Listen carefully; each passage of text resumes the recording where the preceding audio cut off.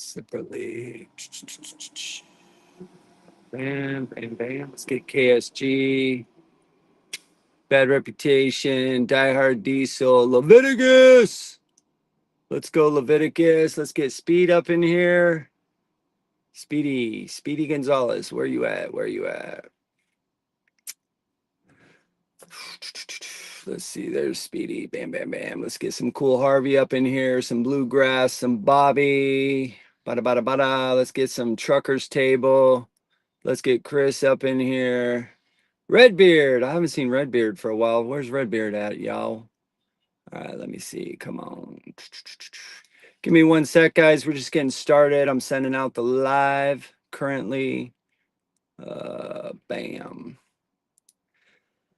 All right, let's see who's up in here. Leah, welcome in. Hi, Leah. How you doing? Welcome in. Welcome in. Let's see. Trucker 1970. Welcome in. How you doing? I'm glad you're here. Trucker 1970 is in the house. All right, give me 1 sec, guys. I got to text my son something real quick, and I'll be right back. Can you help me with I'll be right back, guys. I'll be right back. Bam, bam, bam, and bam. I'm back. Oh, Trucker 1970. How you doing, brother? Leah, how you doing, sister? How's everybody doing today? We're going to get started at 10 o'clock. Ow! WeTheTruckers.com, you guys. An amazing site. WeTheTruckers.com. What are you going to do about it? What are you going to do about it today? Good morning. I got my coffee. I hope you got your coffee. Does everybody got the coffee? Thank you, Sean, so much for sharing the live. I'll be right back. Give me 1 second. No problem. Bam. Man, I got loads popping up left and right. LA is hot today. LA is hot. And I don't mean like temperature wise. I mean like load wise, man. There are loads coming out of LA like crazy today. Good stuff. Good stuff. I like it when there's a lot of loads for American truck drivers, right? We want to see American truck drivers get a lot of loads. That's what we want to see. That's right. We don't want no cabotage. We don't want no chameleon carriers. We don't want no outside brokers, right? In the Philippines or in Syria. No, no, no, no, no. No, no, no, no. We want anybody and everybody in the American trucking industry to work and come from here, right? Sorry, but you got to come here if you want to play. If you want to come here, you got to come here legally. And if you want to play in the trucking industry. That's all I'm saying. That's all I'm saying. KSG, welcome in, brother. Welcome in. Raising Arrow says my bank account like those loads. Just so everybody knows, that's my wife, Raising Arrows. Yeah, she does like the bank account when those good loads come in, right? But as we all know, why are rates up so high right now? Why are rates so high? KSG, welcome to the team, brother. I'm glad you're here. And I'm glad you're here on YouTube. Just so everybody knows, we're live on TikTok, Facebook, X, and YouTube. Thank you so much for being here. Thank you for tapping that screen. Thank you for the shares. Thank you for the comments. You beautiful people make it possible to get to the FYP. That's right, baby. The For You page, which is where it's at, right? That's how we get our voice out. 350 beautiful American citizens right here in the United States of America. We're trying to talk to these folks. And what about? Well, let me tell you, autonomous is coming to take our jobs. And I don't like that. You know why? Because I have a wife and 4 children and I want to keep supporting them. That's what I'd like to do. Is it okay with you global elites and you corporate giants if I, a blue collar worker, support my family with my hard labor? Is that okay with you? Can I make my Ford Expedition payment? Is that okay with you, my monthly payment? Or do you have to have a 10th Ferrari? Like, dude, when is enough enough? Enough. Enough is enough. All right, let's see. OTR Pickles is in the house. OTR Pickles 89 is in the house. Welcome in, welcome in. It is 10 o'clock. Yeah, my wife definitely likes those. She likes it right before election time because every time election time comes, whether it's the midterms or whether it's the presidency, what happens? The rates go up, right? The rates skyrocket to try to make sure that truck drivers are in their trucks working their little hearts out and making that good money. And it's a joke because after elections, it goes out. Oh, you know what? I gotta turn this off. Hang on one sec, guys. I gotta turn this off. Sorry, guys on YouTube. Hey, how you doing, Kirsch? Kirsch, how you doing over there on YouTube? Thanks for coming in. I'm glad you're here. Um, so how's everybody doing? My name is Vince with Truckers Unite Now. As you can see, we are freelance journalists in America. Co-hosting with me today is Sean over at Truck in the USA Today. He also is I Drive for Change. If you go to wethetruckers.com, you can go check out his profile. You can check out my profile, and you can check out many other trucking advocates in America that want change, that are fed up with the brokers taking all their money. They didn't earn it like truck drivers do. Some of them did, but most of them didn't. We have outside brokers outside of the United States that are making revenue from our beautiful country, our beautiful freight, and it's not cool in our opinion. In our opinion, we want to see Americans succeed. We want to see American families grow. We want to see nuclear American families thrive. The Constitution of the United States, the Declaration of Independence, is for Americans. Period. End of story. You know, I am very truly from the bottom of my heart. I am sorry for the other 8 billion people on the planet that are not here. But my suggestion, if you're watching this from another country, my suggestion is love your country and try to somehow get in the government and try to copy the Constitution that we have here. All the amendments to our Constitution, obviously they're doing something great, right? Because we've only been around 250 years and we are the global superpower, right? And our economy is the strongest. So what does that say? Something, we're doing something right. That's all I'm saying. So if you're in another country, instead of coming here and leaving your beautiful country in despair, make your country great. Because I will tell you right now, if the United States becomes second or third ever, I will not jump ship, right? My family and I, we will stay here to make our country better because that's what you do. It's like a marriage. You know, you don't just leave your wife or husband because they gained a few pounds, right? Or they said a bad word, or they're, I don't know, they're getting older, or there's problems. No, you fix your problems. You fix your problems. You stay loyal. You stay true to yourself and to your family and to your country and to your God, whoever that is. Okay? These are my opinion and my opinions only. This entire live is for entertainment purposes only. So everything that we say here, please go do your research, all right? Trust but verify. Trust but verify. Facts over feelings, right? So on these lives, Sean and I and Samantha, we give everybody 3 minutes. We give everybody 3 minutes to come up and talk. And please be respectful. Here at Truckers Unite Now, you are safe here. We will not allow people to diminish you, put you down. We will not allow people to attack you, put you down. We love debate, peaceful debate. We're not going to agree on everything. So here we absolutely love debate. Whatever's in your mind, we want to hear it. We are building a team of like-minded people that we're building a super team, and we hope that you would join it if you're interested. We're building groups and a team of people to just make trucking better, to make America better. We're doing our due diligence as citizens in America to make this country greater. And shouldn't it be America first if you're in America? I mean, no. Welcome in, Samantha. How are you? Oh, okay. I was like, what are you talking about? You don't want to make America great? What the heck's going on?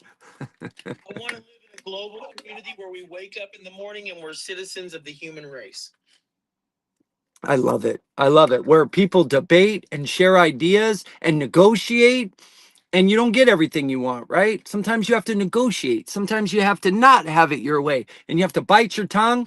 And what do we do? So So again, everybody, we are American commercial truck drivers here to serve you. You are home. Welcome home. If anybody has something to say, we're going to read some autonomous letters. Right now, we're sending out 5 letters. Let me get my notes real quick. We are sending out 5 letters to 5 different agencies. Oh, I left it at my mom's house. And if you would like to get in on this, we have example letters. Just DM myself, Samantha, or Sean. Sean, where are you at, man? Oh, here he is. I'll invite him up. So we're going to be talking about those 5 letters today. We want to slow down and make safe autonomous trucking. Autonomous trucking right now, they are just trying to fast track it. The global elites, corporate giants, they want to fast track it so they make billions of dollars. They don't care. They care about themselves and their bottom line, right? They care about their shareholders. They don't care about human beings. They have an acceptable amount of human life that can be lost that they accept. Well, we don't accept that, right? We don't even want one person to be unalived on the road. Commercial drivers every single day work really hard. There are a lot of commercial drivers in this country that have passed away by throwing themselves off a cliff to save a life. Okay, we don't want to see the public hurt. Every single day, each one of us, you ask any truck driver, they will tell you they perform 7 to 8 safety maneuvers a day. I know I do, at least. It's like 5 to 7, 5, 6, 7, 8. It's something like that. Every single day, we are performing safety maneuvers to save the general motor public's life because people are driving crazy today with these cell phones, right? They're driving crazy. And let's see. Oh, I just got a live visible restriction. Your live is not eligible for recommendations. Oh man, I'm so sick of TikTok. TikTok really just sucks, man. What did we even say? What did we even say? All right, has the unalived word changed? Is there something I'm unaware of, TikTok? What's going on here? I pray if any of you out there are tech savvy, please create a new platform that we can all go to so we don't have to deal with this anymore. 10 minutes. Wow. Okay. Sorry, TikTok. Sorry, TikTok gods. Sorry I offended your sensitive feelings. I will try to use my words in a way that you can understand them and that makes your feelings feel a little better, okay? My apology about that. Skateboarder, welcome in. Skateboard driver, if that is who I think it is. Pastime for a change. Welcome in, brother. Welcome in. Let's see who else we got here. Oh, Sean came up. Sean, welcome in, man. How you doing? Oh, another day in paradise. That's right. We're growing too fast. TikTok just gave us a live restriction. I don't know what I said. I never know what I say. Um, Being on TikTok, man, is very difficult. I've had to have patience of steel to be on TikTok. It's absolutely crazy. TikTok's algorithm, unless somebody violated us. I don't know. Skateboard driver, yep, that's who I thought it was. Welcome in, David. How you doing? How you doing? Nickel Blue 01, welcome in, welcome in. Raising Arrows, thank you for the likes. I really appreciate it. Appreciate it. Let's see. Wow, we already got 16 people up in here. Welcome in, everybody. Thank you for the likes, shares, comments. We really appreciate you. Thank you for the gifts. You guys are the ones that you're amazing for spending your time here with us. We really appreciate it. And yeah, let's read one of these letters. Okay. What's this one to? This one. Oh, this is to the EPA. So this is an example letter of one of our letters to slow down autonomous trucking.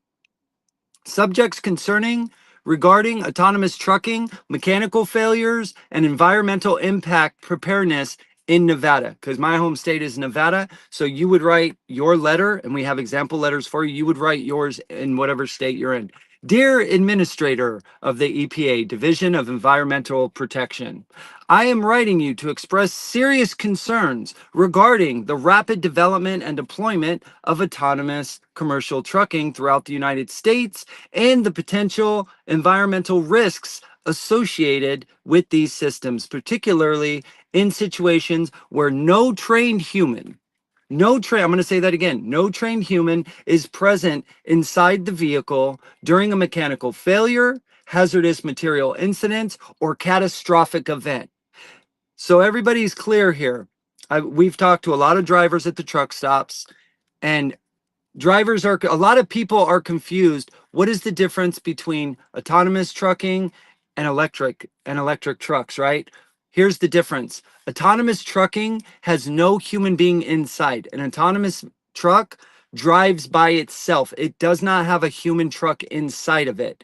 An electric truck is just an electric truck, right? That's all it is. It's a human driver driving a Tesla or it's some other electric truck. It does not have diesel, right? It doesn't have a diesel motor. It has an electric motor, just like an e-bike. An e-bike is an electric motorcycle. It is no difference than a Honda gas-powered, 250, right? It's just electric. That's the only difference. But a lot of drivers are getting confused, and I think that's how these elites are getting all these exemptions, and the lobbyists are giving gifts to get all these exemptions passed so that they can get autonomous trucks on the road.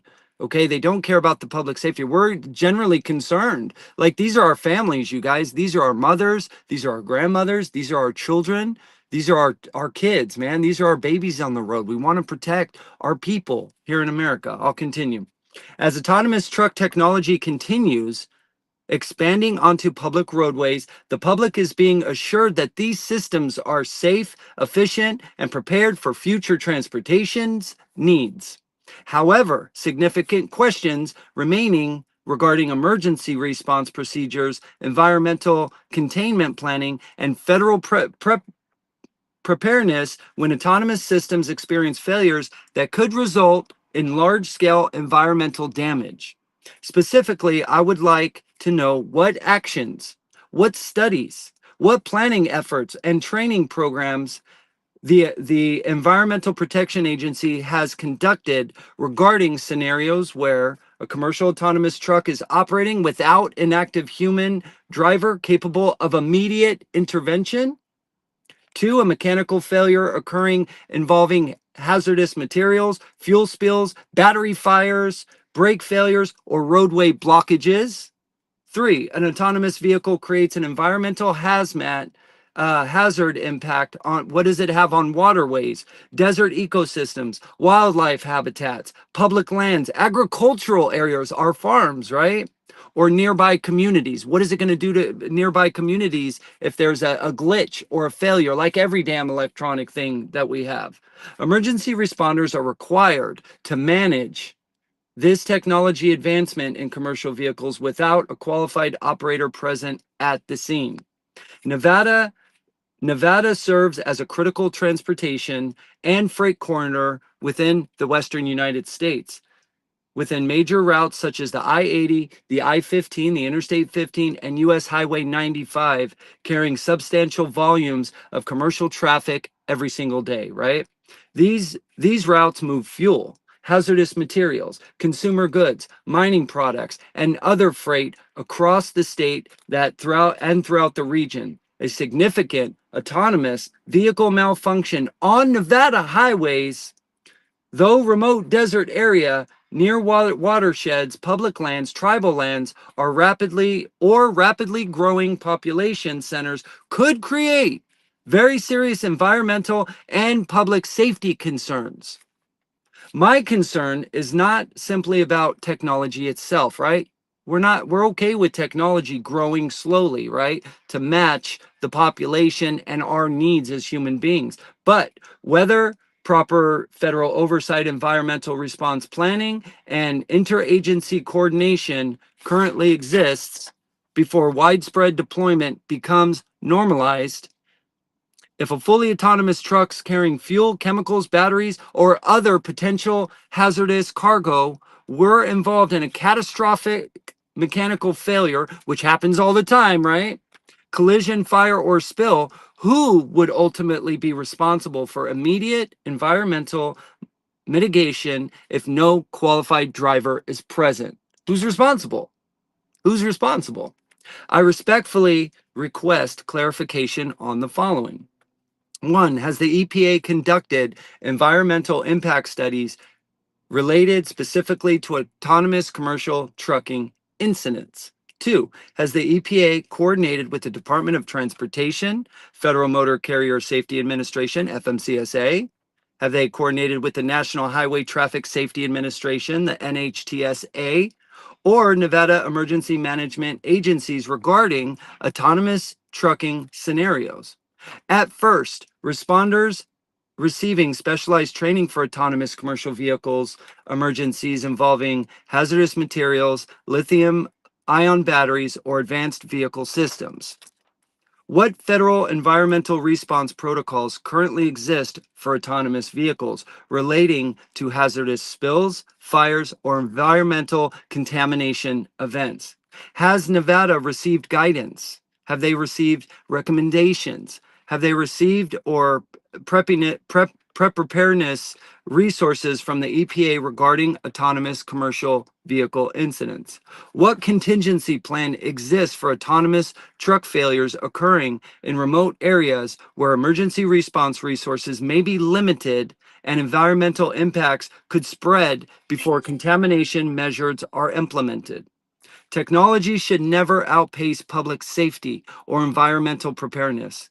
Before autonomous trucks expand further, the American public deserves transparency regarding how these risks are being evaluated, mitigated, and addressed. Nevada residents, such as myself, my wife, my children, businesses, emergency responders, and communities, all the other people in Nevada that I love, that you might love if you know someone in Nevada, and communities deserve assurances that appropriate environmental safeguards, that they're in place before these technologies become commonplace on our public roads. And this includes all lower 48 as far as we're concerned.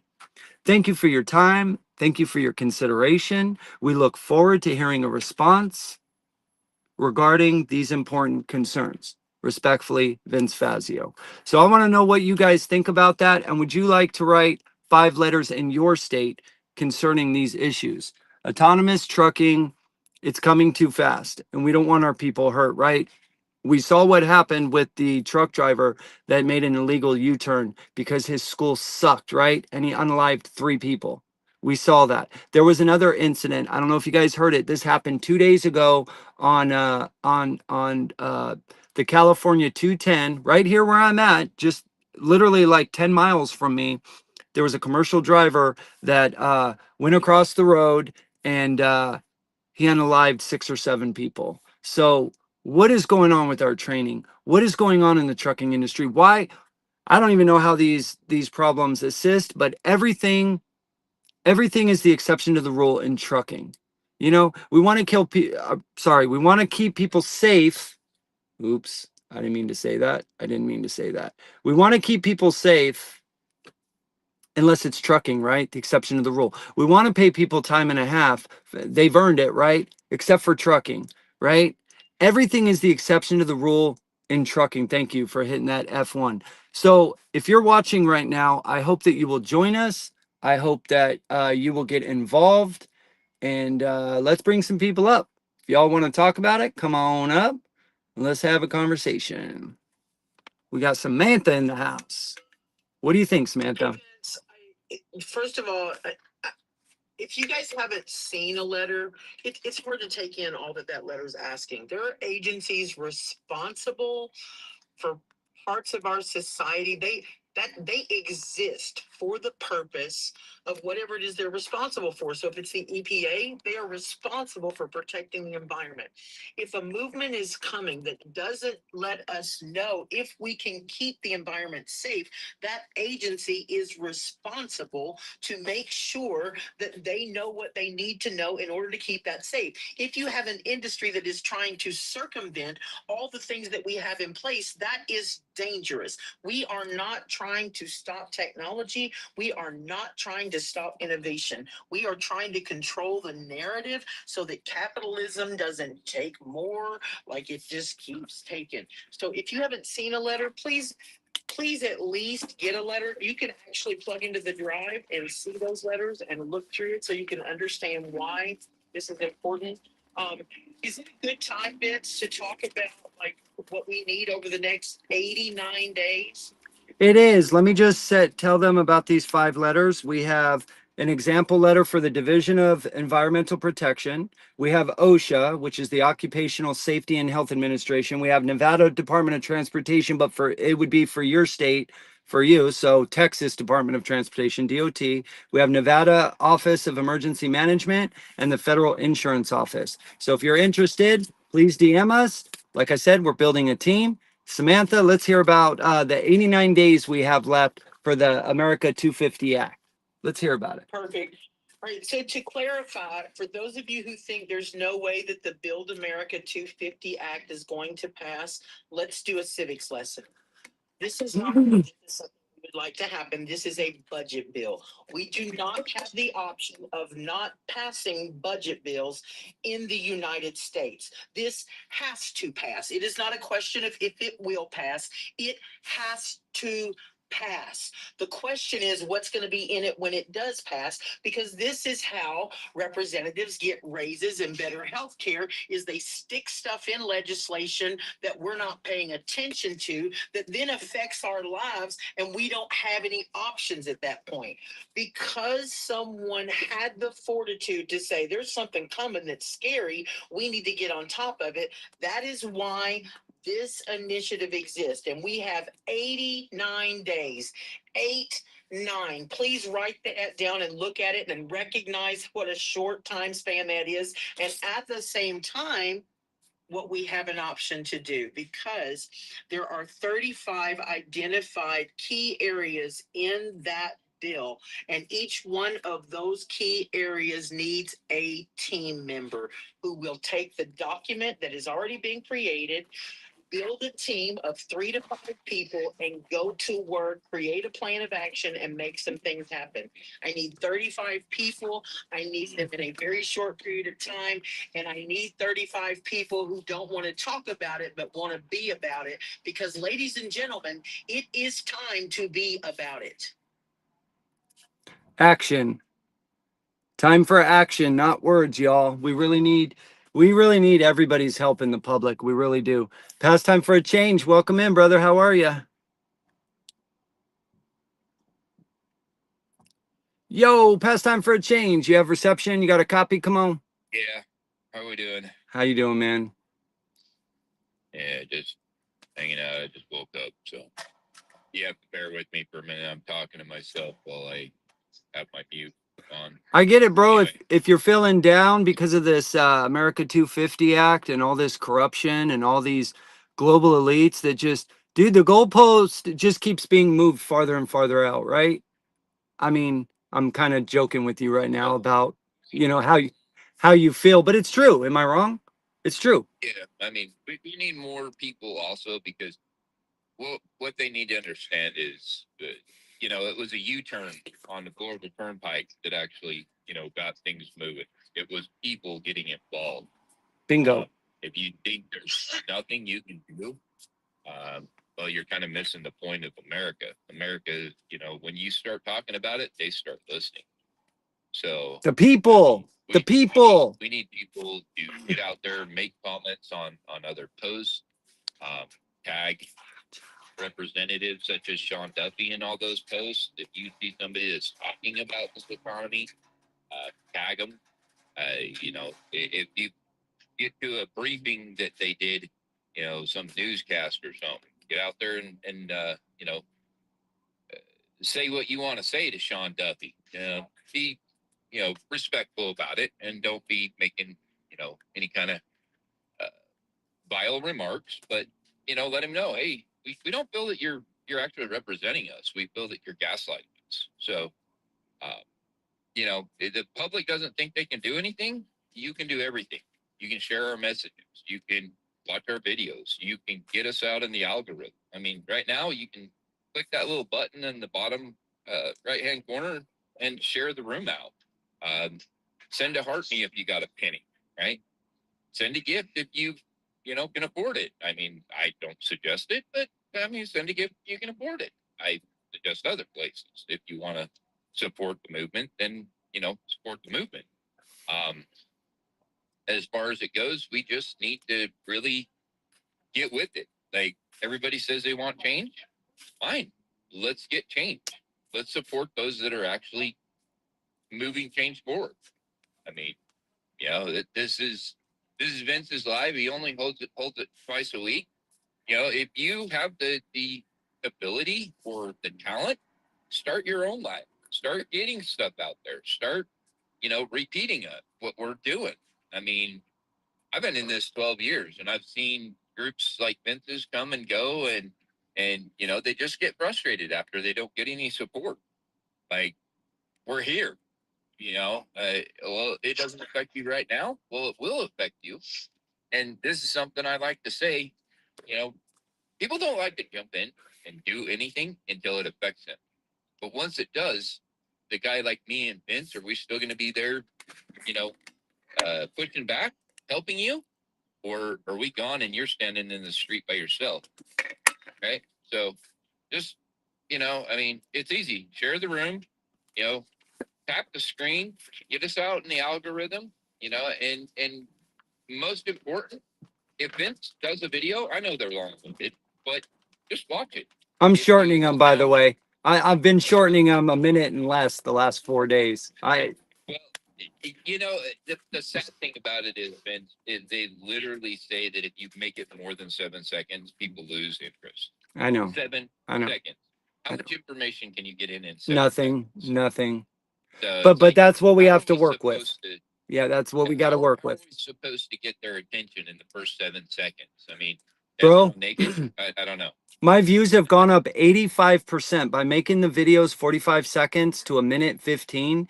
The algorithm has said my views have gone up 85. Sorry about that. Oh, 85%. Yeah. So, you know what? We tell them one thing. We just tell them one thing a day, like something simple. That's what we do. It's what you said about people, though. A year ago when I went to DC, I really thought I was the only person on the planet that had these issues. Like, I was like, okay, probably everybody does, but I'm the only man, blue collar family man, that's working, that's going through this, right? Because everybody's telling me stuff like work harder, take an extra load, you got to budget better, like just telling me all this crap, right? And it's like, at the end of the day, wait a minute, I don't do anything, I don't go anywhere, I do budget well, I don't buy anything on the end caps, and I'm still paycheck to paycheck, so this can't be right. And then you know what I learned? I learned that it's not true what they're programming us to think on there's nothing you can do. Because, right, that's what we hear, right? When we go on the docks and we talk with people, that's what I hear all the time. Yes, there's corruption. Yes, the government is doing this. Yes, the global elites are blah, blah, blah, blah, blah.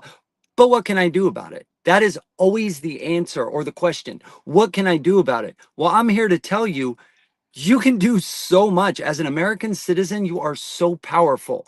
The government is just your employees. And these global elites and these corporate giants, the only power they have is when you spend your money. When you spend your money and you don't get involved and you just let things be the way they are, of course, in their meetings, they're going to make things break faster, right? Planned obsolescence. They're going to make these phones break in a year instead of 2 years because they want your money. And if you're not going to stand up and get involved or do something, they're going to keep doing it because their life is comfortable. That's for sure, right? So this is what we're going for here. What our team is about is America first, true America first, making it the goal obtainable, making your pursuit of happiness obtainable with all our rights and regulations that we have. And if we don't like some of the laws out there, let's go change them. We can do that as American citizens. We don't have the money, but we do have the numbers. So trust us when we say, if you get involved, you can move mountains, right? What does God say about a mustard seed of faith? It can move mountains, and that's true. If you just try a little bit, it could be a like, a share, watching a video, joining groups. That's what social media wants anyways, to build these communities, right? So when I say you have the power, when I say you are more powerful than Donald Trump, please believe in yourself. Believe that you are more powerful than Congress and Senate. You tell them what to do. They don't just do whatever they want. They are right now. These lobbyists are helping with that too, right? But if you get involved and we have these debates and we negotiate and we don't get everything we want and we negotiate with people, that's where success comes. So Mike's not kidding. KSG, welcome in, brother. How are you? Hey everyone, I need like 3 minutes. You want to skip the Sean real quick and I'll come right back on. No problem. Go ahead. Sean, what's up, brother? You want to tell us a little bit about the Act 250? We have 89 days. Yeah, so that's what we're gonna set it at is 89 days. It's a little bit further, but we want to have that window because as truck drivers, we like to have it on time, right? Yep. So on this, we need to have it on time. We got to be very street. We're not going up just we're not just going up against a couple brokers here. We're going up against several mobile elites, global elites. So what we've been doing, we've been breaking down the Bill 250 American Act, along with a couple other bills that coincide with it. And we're trying to put a team together to, basically just rip it apart. What we're going to do is put it in social media, how we're going to get that algorithm out there to get everybody aware of it, how we're going to get it on the news, how we're going to get it in the newspapers, how we're going to, move forward with it. Who's going to talk to Congress. These are the groups that we're actually trying to build together. We're doing an amazing job with it right now. We are putting those small groups together, and it's not that big groups can't do it, but we've found over studies, right, small groups actually kind of help. So when we do our roundtable, we're doing it like 5, 10 people at a time, 15, and branch them off. So that way, a group of 5 people can actually have the conversation. I mean, it's just like up here. We got 1, 2, 3, 4, 5. 5 people, right? Now 6. Now we'll be 7 and 8 here in a minute. Anyways, but when you have that, you don't have that interaction of being able to do that deep dive, right? Sometimes when you're sitting up here waiting on to come up and talk, and there's a conversation going, you don't want to like jump in, but you want to get your point across. So when we're doing this, we're trying to keep it at where everybody can actually put their input in there. And again, we're going to be hitting newspapers. We're going to get this message out. We're going to get it spread. I don't care what it takes. If it takes every last penny that the guy has to put together to get it to happen. But I think we really need to work on this. Our next 10 years is definitely sculpted around this. Autonomous, and it's not just autonomous, right? There's other stuff in this 250 Act that we're actually seeing. It's not even, it's not really good for our industry, right? There is some stuff in there that they kind of want to keep like to make it sound great, which they always do. They always want to show you the face of the good of all of it, but there's a lot of bad that comes in behind it, and that would be talking about Canadian carriers or talking about overseas dispatchers, right? All that stuff sounds amazing, but when you're slipping in the back door of autonomous and giving them safety breaks, waivers, and all this stuff, these are the things that we have to watch out for because over the years we've seen this happen. Wants to throw their little pet projects in here. We're at 1,005 pages. It hasn't even went on the floor yet. Once it gets on the floor, I think this thing is going to be like a snowball that is just going to be going down the mountain, just gradually grabbing snow real quick. September 30th is our deadline. That's what we're pushing for. They can do an extension, but we're not gonna allow them to. We don't need to think this way anymore, right? A lot of people say, we'll just give it time. We got time. We want to set a deadline. We want to have everything in there. We want to have all our stuff together. And when I say who's going to talk in front of Congress, that's the groups that we're trying to build. Absolutely, that is what we're talking about, guys. Like, we want people that will actually say, hey, you know what? I will stand up. I will have these conversations. I will talk to the congressman. And I'm not talking about having them in a meeting, one-on-one. Your congressmen actually live in your state. So, I talk to mine at least once a month. You can do the same thing. They put their suits and ties on. They look great on TV. They kind of look good as Vince does, as he's doing on our lives, right? Same way when I'm on live. But we just look great on here. That's all it is. People, they put on their pants the same way you do. Have the conversations with them. Say, hey, this is not what we want. This is not how we want our industry to be sculptured. So, with that being said, KSV, if you're available, I can keep ranting and raving. I can keep on ranting and raving all you want. But go ahead, bud. Yeah. No, and I sent you a message earlier, Sean, and I actually want to apologize to you guys because I made a mistake in reading the Build America 250 Act. And just to clarify, the 89 days, Congress goes on summer recess. The House and the Senate will be on recess for 30 days, starting, I think, late next month. So the month of August is going to be pretty much out of the question. So the window is even shorter than that. So we have two months to do this, and the public kind of campaign that we need to get together and push on social media. And I wish I knew more how to do it. Is paramount here. But here's what happened, and I'm so mad at myself for missing this. Whoever drafted the language specifically for autonomous preemption, right, of self-certification, that's in the Build America 250 Act. This is the must-pass bill, as Sam was saying.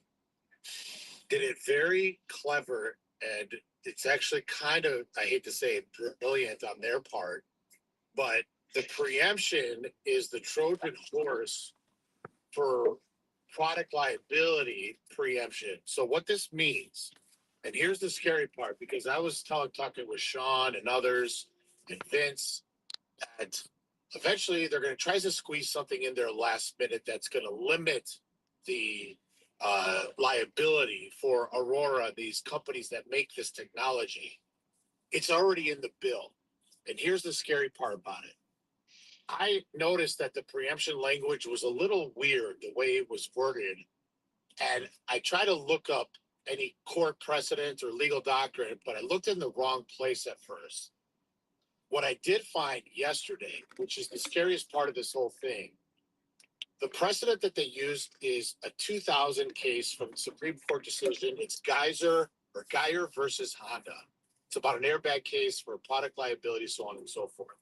But what that Supreme Court's ruling says and why the language was written the way it was in this bill, what it does for autonomous companies like Aurora and the companies that do the technology, if these vehicles that are already proven not to be safe, and I'll explain that in a second too, get into an accident and there's a fatality, this bill preempts them, meaning if their insurance is not limited, it is zero.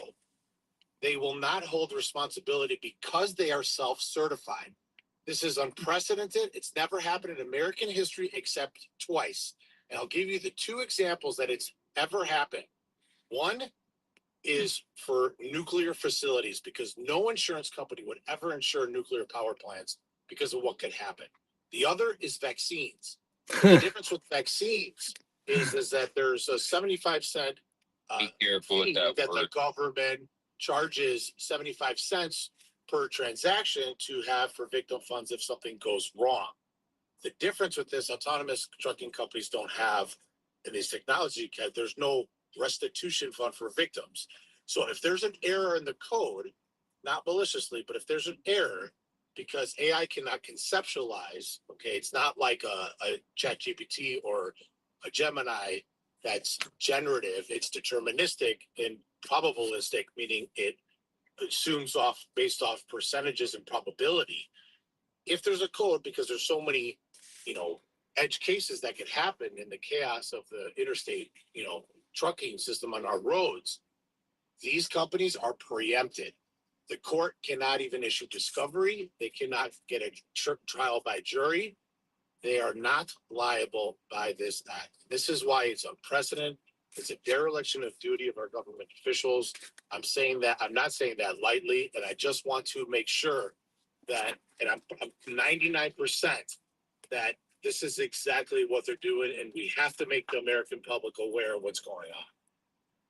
Well, the legislation for the accountability is in the Fair Trucking Act, and also too, it's in. Hold on, just 1 second. There's another bill going through Congress right now that's Self-Drive Act.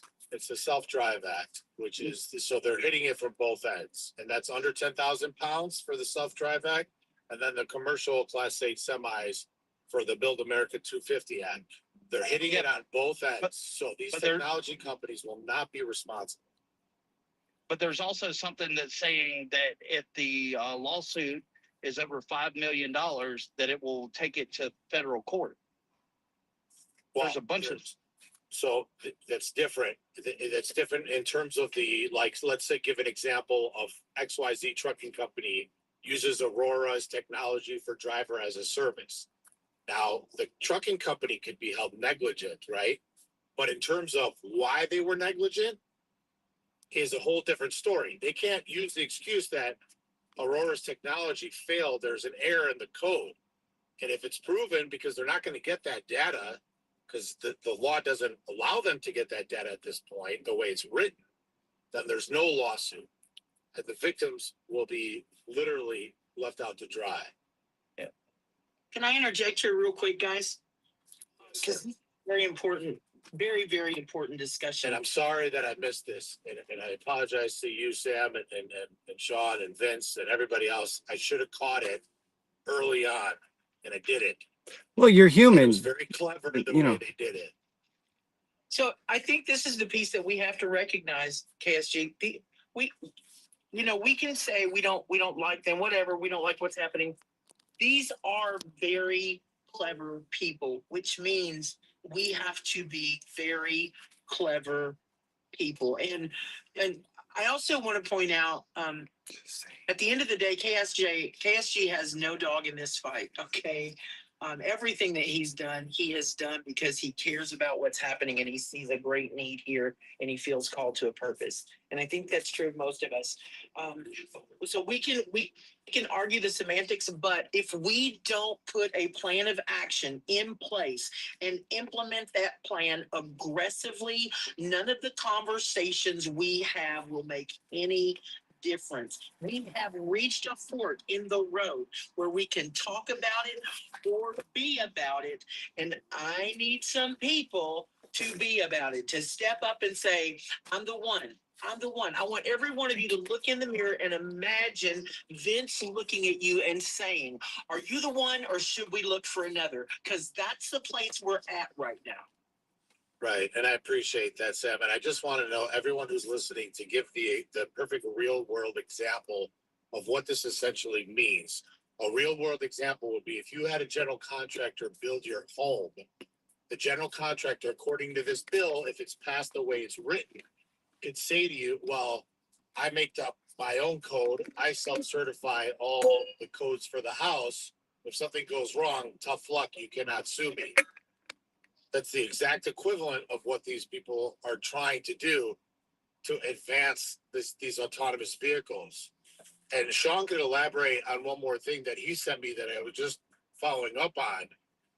Did you guys know that AV vehicles do not have to report their crash data to make it public, which is unheard of before? It's unheard of.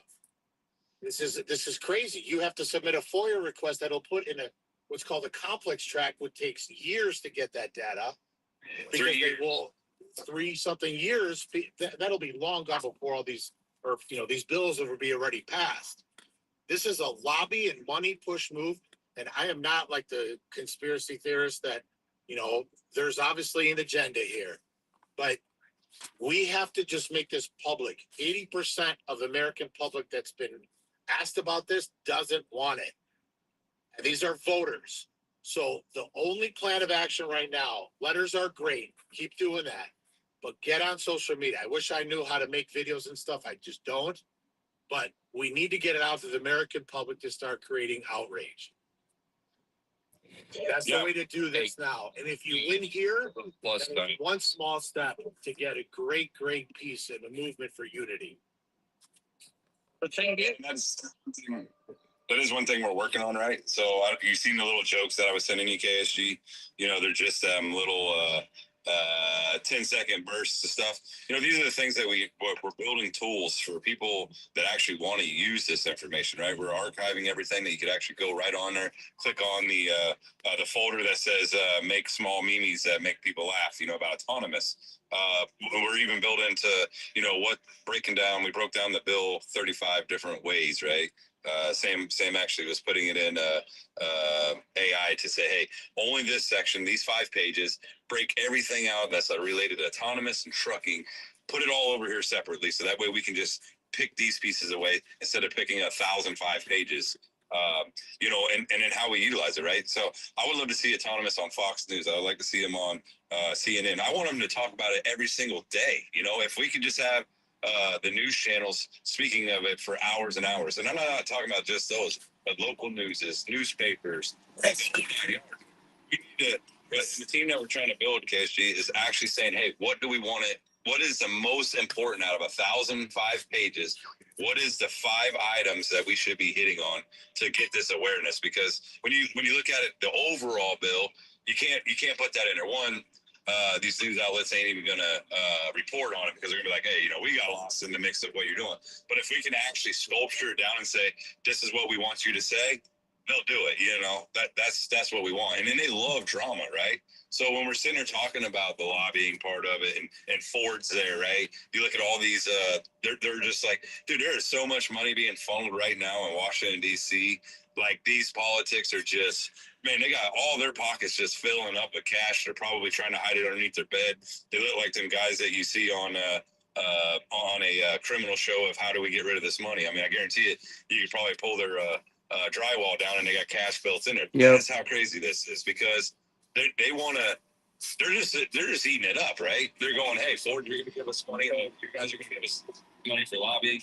I mean, if you're right now, if you're a politician, guys, you're making tons of money, and I mean that, because that's how lobbying works. So I think if we get together, we hit all these 10 points, we can make moves. I mean, that's for sure. And we don't have much time, right?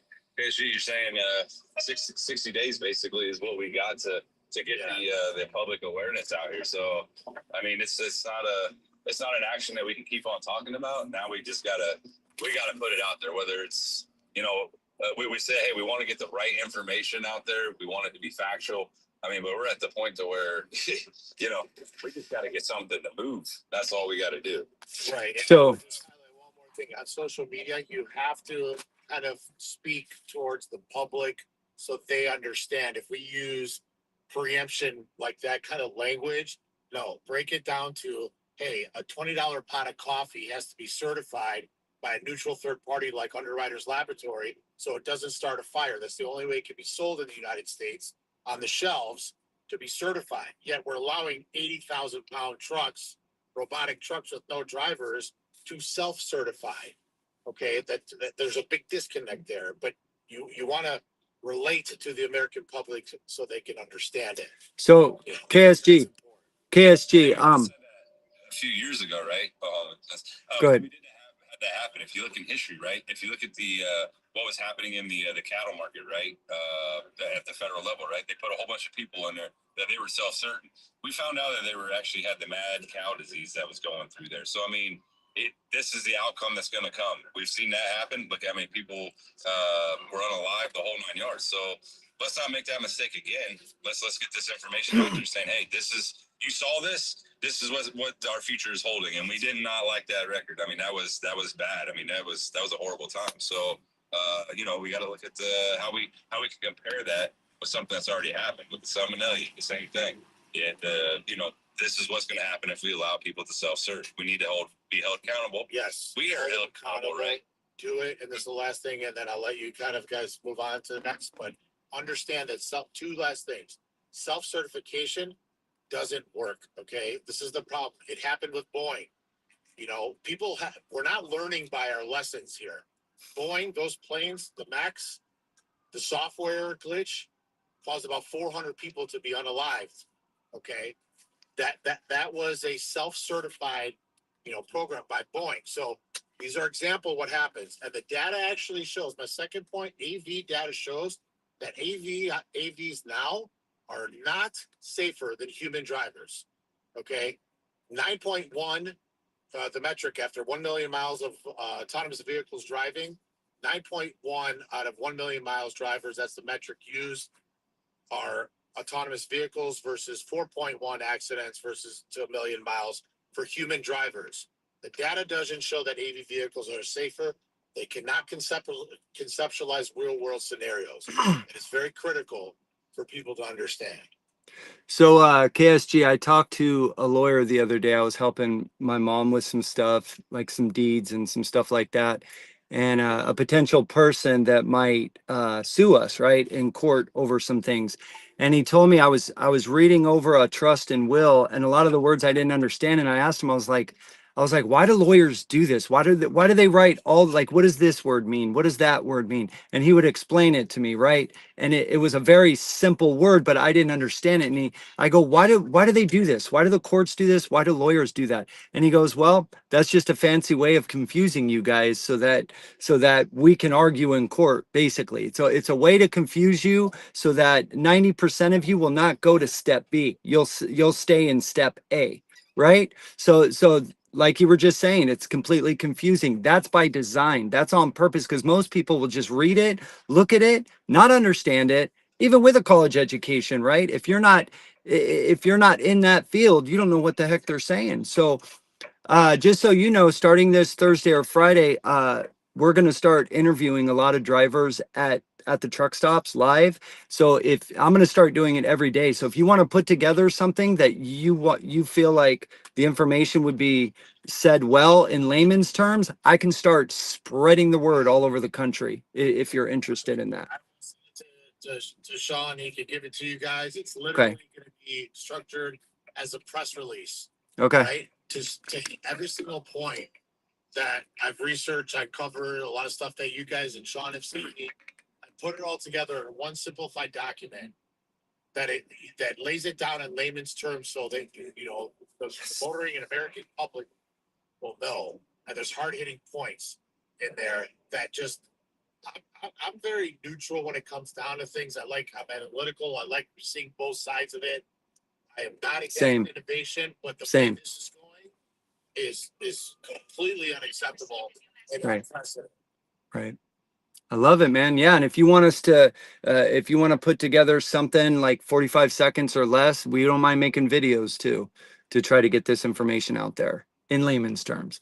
Thank you so much, KSG. If you guys aren't following KSG, all these people up here are amazing people. So go follow each other. This is how we build communities, you guys. It's really, really important. And gals, it's really important to follow these people when you see them. Wood Runs America. How are you, man? I know I see you. I'm good, man. What else did you want to say there? I just wanted to say this is an everybody problem. They're saying that 30% of hours worked or man hours will be autonomous by 2030. Okay. So that's not just trucking jobs. That's dispatchers, um, you know, factory workers, a lot of things. Y'all, and I know that, the point is we're not against innovation. I'm against innovation that hurts people and puts people out of jobs because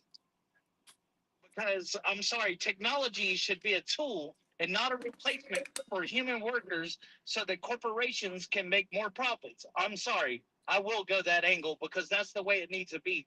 People need to be angry about this. They are trying to put people out of jobs, but the point is, who's going to buy it when people don't have any money? What's going to happen? How about the families? What are the wife and kids going to do? What about all the money they spend to help other people with jobs? Like we're all interconnected, right? The whole global scale, we are all connected more than we think.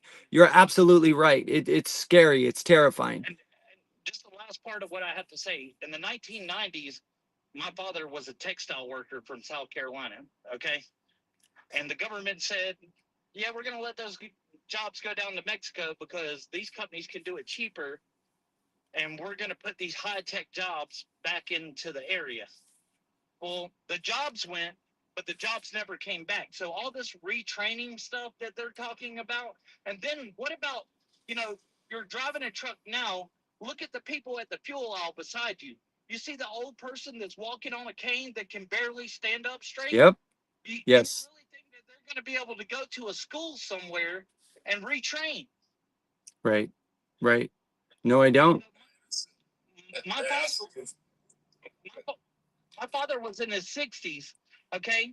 And the stress of going to school, he didn't graduate high school and that's another reason why we have such a low education number in the state of South Carolina, because back then people would drop out of school and go work in the mills, and dropout rates have a lot to do with your education rate ranking. You know what I mean? But they had a good life, right? He bought a house, he raised his family, he went on vacation, he had a decent life, right? Your father. Yeah, but my point is, when they sent him to school, he stressed himself out.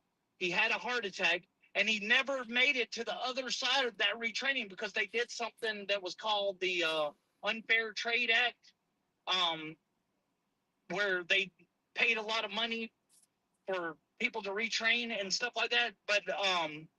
You know, but my point is, who pays for all that? So that means they're going to have to increase taxes to make profits Yep. to make profits bigger for corporations. So basically, we should just go ahead and start paying them now. Yeah. Yeah. Let's just be slaves and just don't even pay us. Just give us a tent, throw crackers in the tent at the end of the night and a little bit of water and just call it good because that's where we're headed. I know exactly what you're saying because they paid to retrain me. I was a commercial fisherman. Between 18 and 21, I was a commercial fisherman in Moss Landing, California. It's by Salinas, Monterey, that whole area. We fished nearshore rockfish, right? And we did it on a commercial level to feed all the Chinese market in San Jose, California, and San Francisco. Well, it became the federal government, the state of California and the federal government started the permits for sport fishermen was so great. The revenue was so great to hand them out. There's only so much fish in the sea, right? That's what Fish and Game does, the Department of Fish and Game. They make sure that you're not overfishing the population and we wipe out the ecosystem, right? Which is good. Well, there's only so much fish for commercial fishermen and sport fishermen. But who do you think pays more money for a permit? Not the commercial fishermen, right? Compared to the volume of fish that we took to feed our families. The sport fishermen, the permits were way, way more money. So they completely got rid of us and then they paid to retrain us, right? Which how many commercial fishermen lost their jobs? Also, sport fishermen could enjoy a weekend, whatever. So I don't know. Our feeling is we have to be able to support our families first before there's any fun, right? We have to have a shelter and food, healthy food, and we have to have a car and car insurance and all the things just to survive. So what are we doing? What are we doing? Why are we allowing these 2,000 people to completely dominate over our lives? That's what we're doing here, Wood. So guys like your family, so you and your son and everybody below that can have the pursuit of happiness in America. It's not right that, 10 families have it all and everybody else just is a slave. And we're kind of there now. Look at all these they're confusing people in these bills and they're hiding things and they're passing them at 2 a.m. and they're sneaky and they're cowards. That's what they are. They don't want the American people to know because they know it wouldn't get passed. Period. So then we got to look at it too. You also got to look at it too, right? So in this bill, right, you were talking about the Retraining Act and all that other stuff that they're talking about.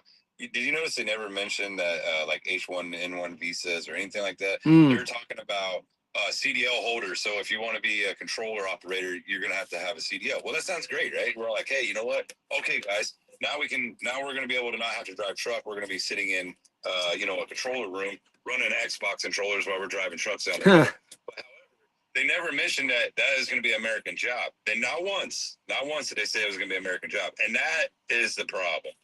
There is so much, interpretation that you could take this. They said, hey, we got to bring, they're going to have to do it here in America. Okay, so why don't we bring the people that is already trained, because they've been training people in the Philippines and everything else to actually run these trucks. They got them in Switzerland that's already doing remote controls already over there. Why would they use us, right? Now they got to retrain us. Why wouldn't you? They would be like saying, hey, you know what? We're going to take a CDO driver. We have to have 2 years of experience to get on insurance. What's this going to be looking like? So, guys, when they're putting this stuff in there, that's the stuff that we should be digging into and digging deep and saying, okay, well, that sounds great. You're going to retrain people, but who? Who is it? So it was a good point that you brought that up. Woodburn. Wood. And my last thing to pay attention to is, the Citizens United verdict, where the corporations can put as much money as they want to into the campaigns of politicians, because when they're basically paying these politicians off. You know what I mean? Like I wrote Lindsey Graham, and I sent you guys the letter. You know what I mean? I think that I sent you the letter. I'm sorry. It's okay. The email gets. I think you sent it to me. Thank you, Wood. I have several. Thank you. But I wrote Lindsey Graham, and he didn't even address the America 250 Act. He talked about some and I confirmed that. I even put it in Chat GPT and confirmed that the bill that he was talking about had nothing to do with what I was talking to him about. So he AI'd me and I AI'd him back. You know what I mean? Man.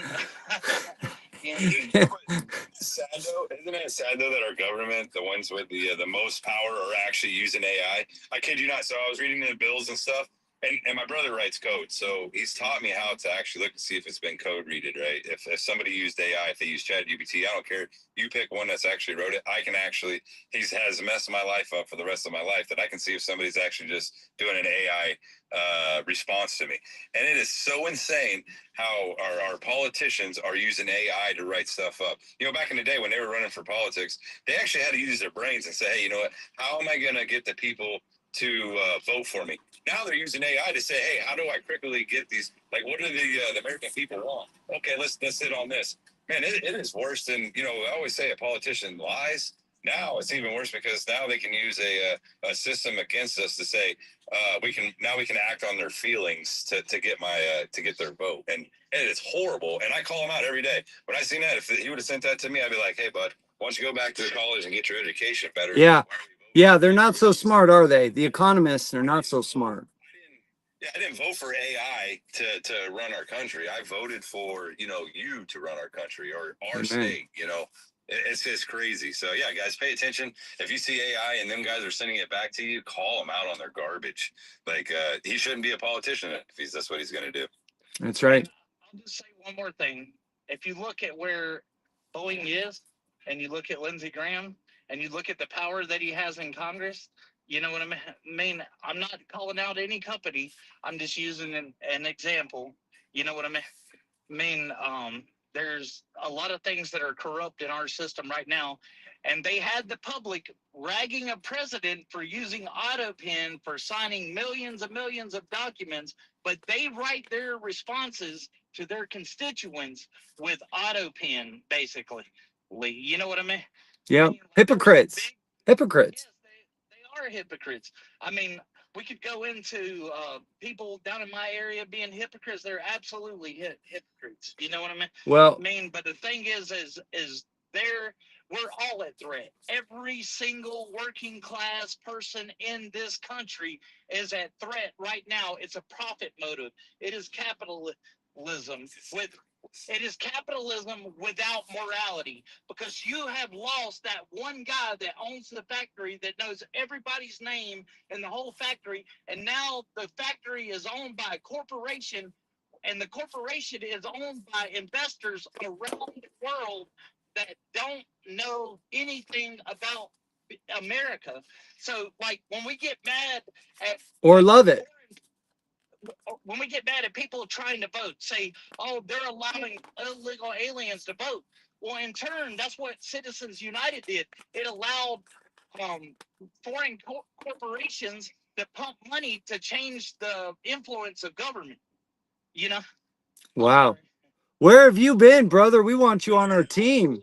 You're awesome, brother. We would love to have you on our team in a group. Seriously, you're powerful. Friday at 5 p.m. All right, already got him down. Already got him down. Hook. What I love Hook. that you touch on and that you push home is the enemy's not technology. The enemy is the exploitation. It's just like everything else in ours.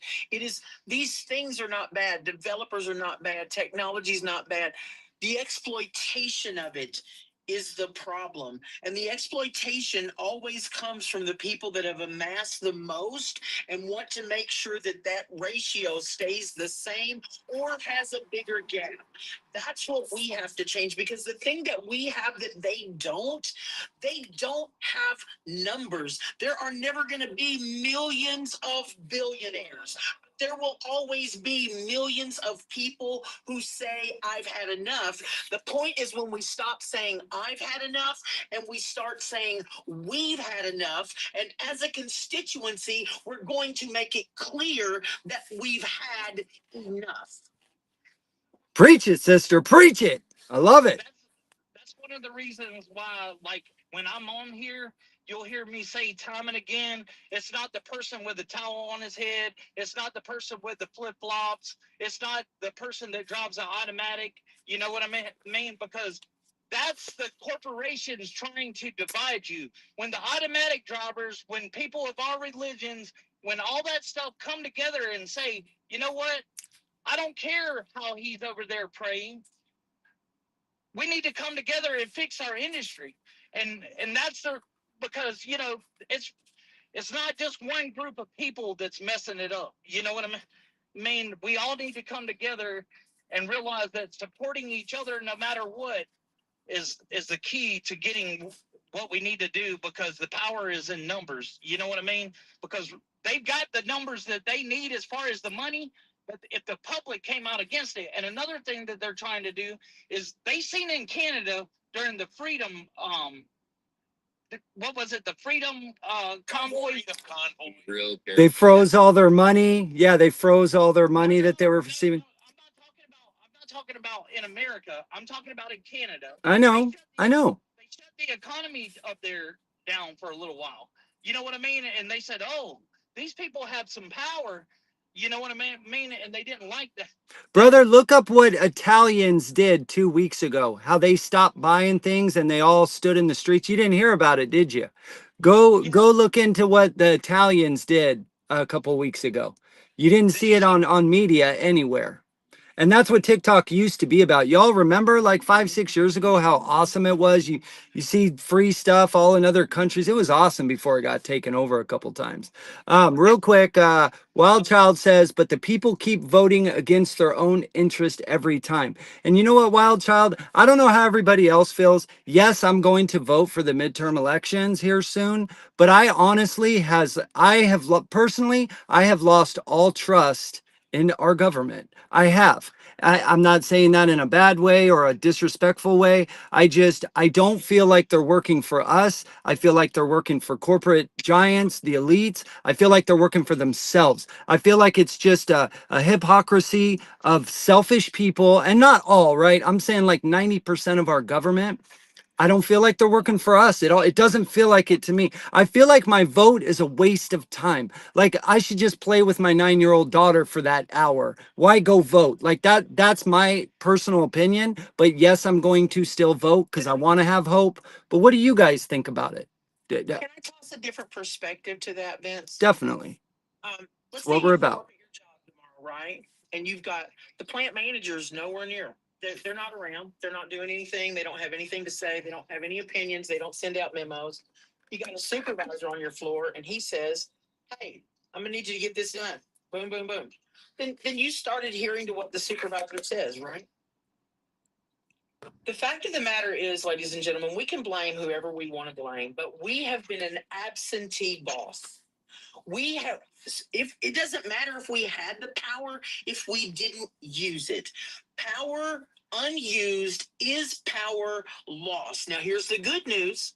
Anything lost can be found if the appropriate search is conducted. So we just got to get about doing that.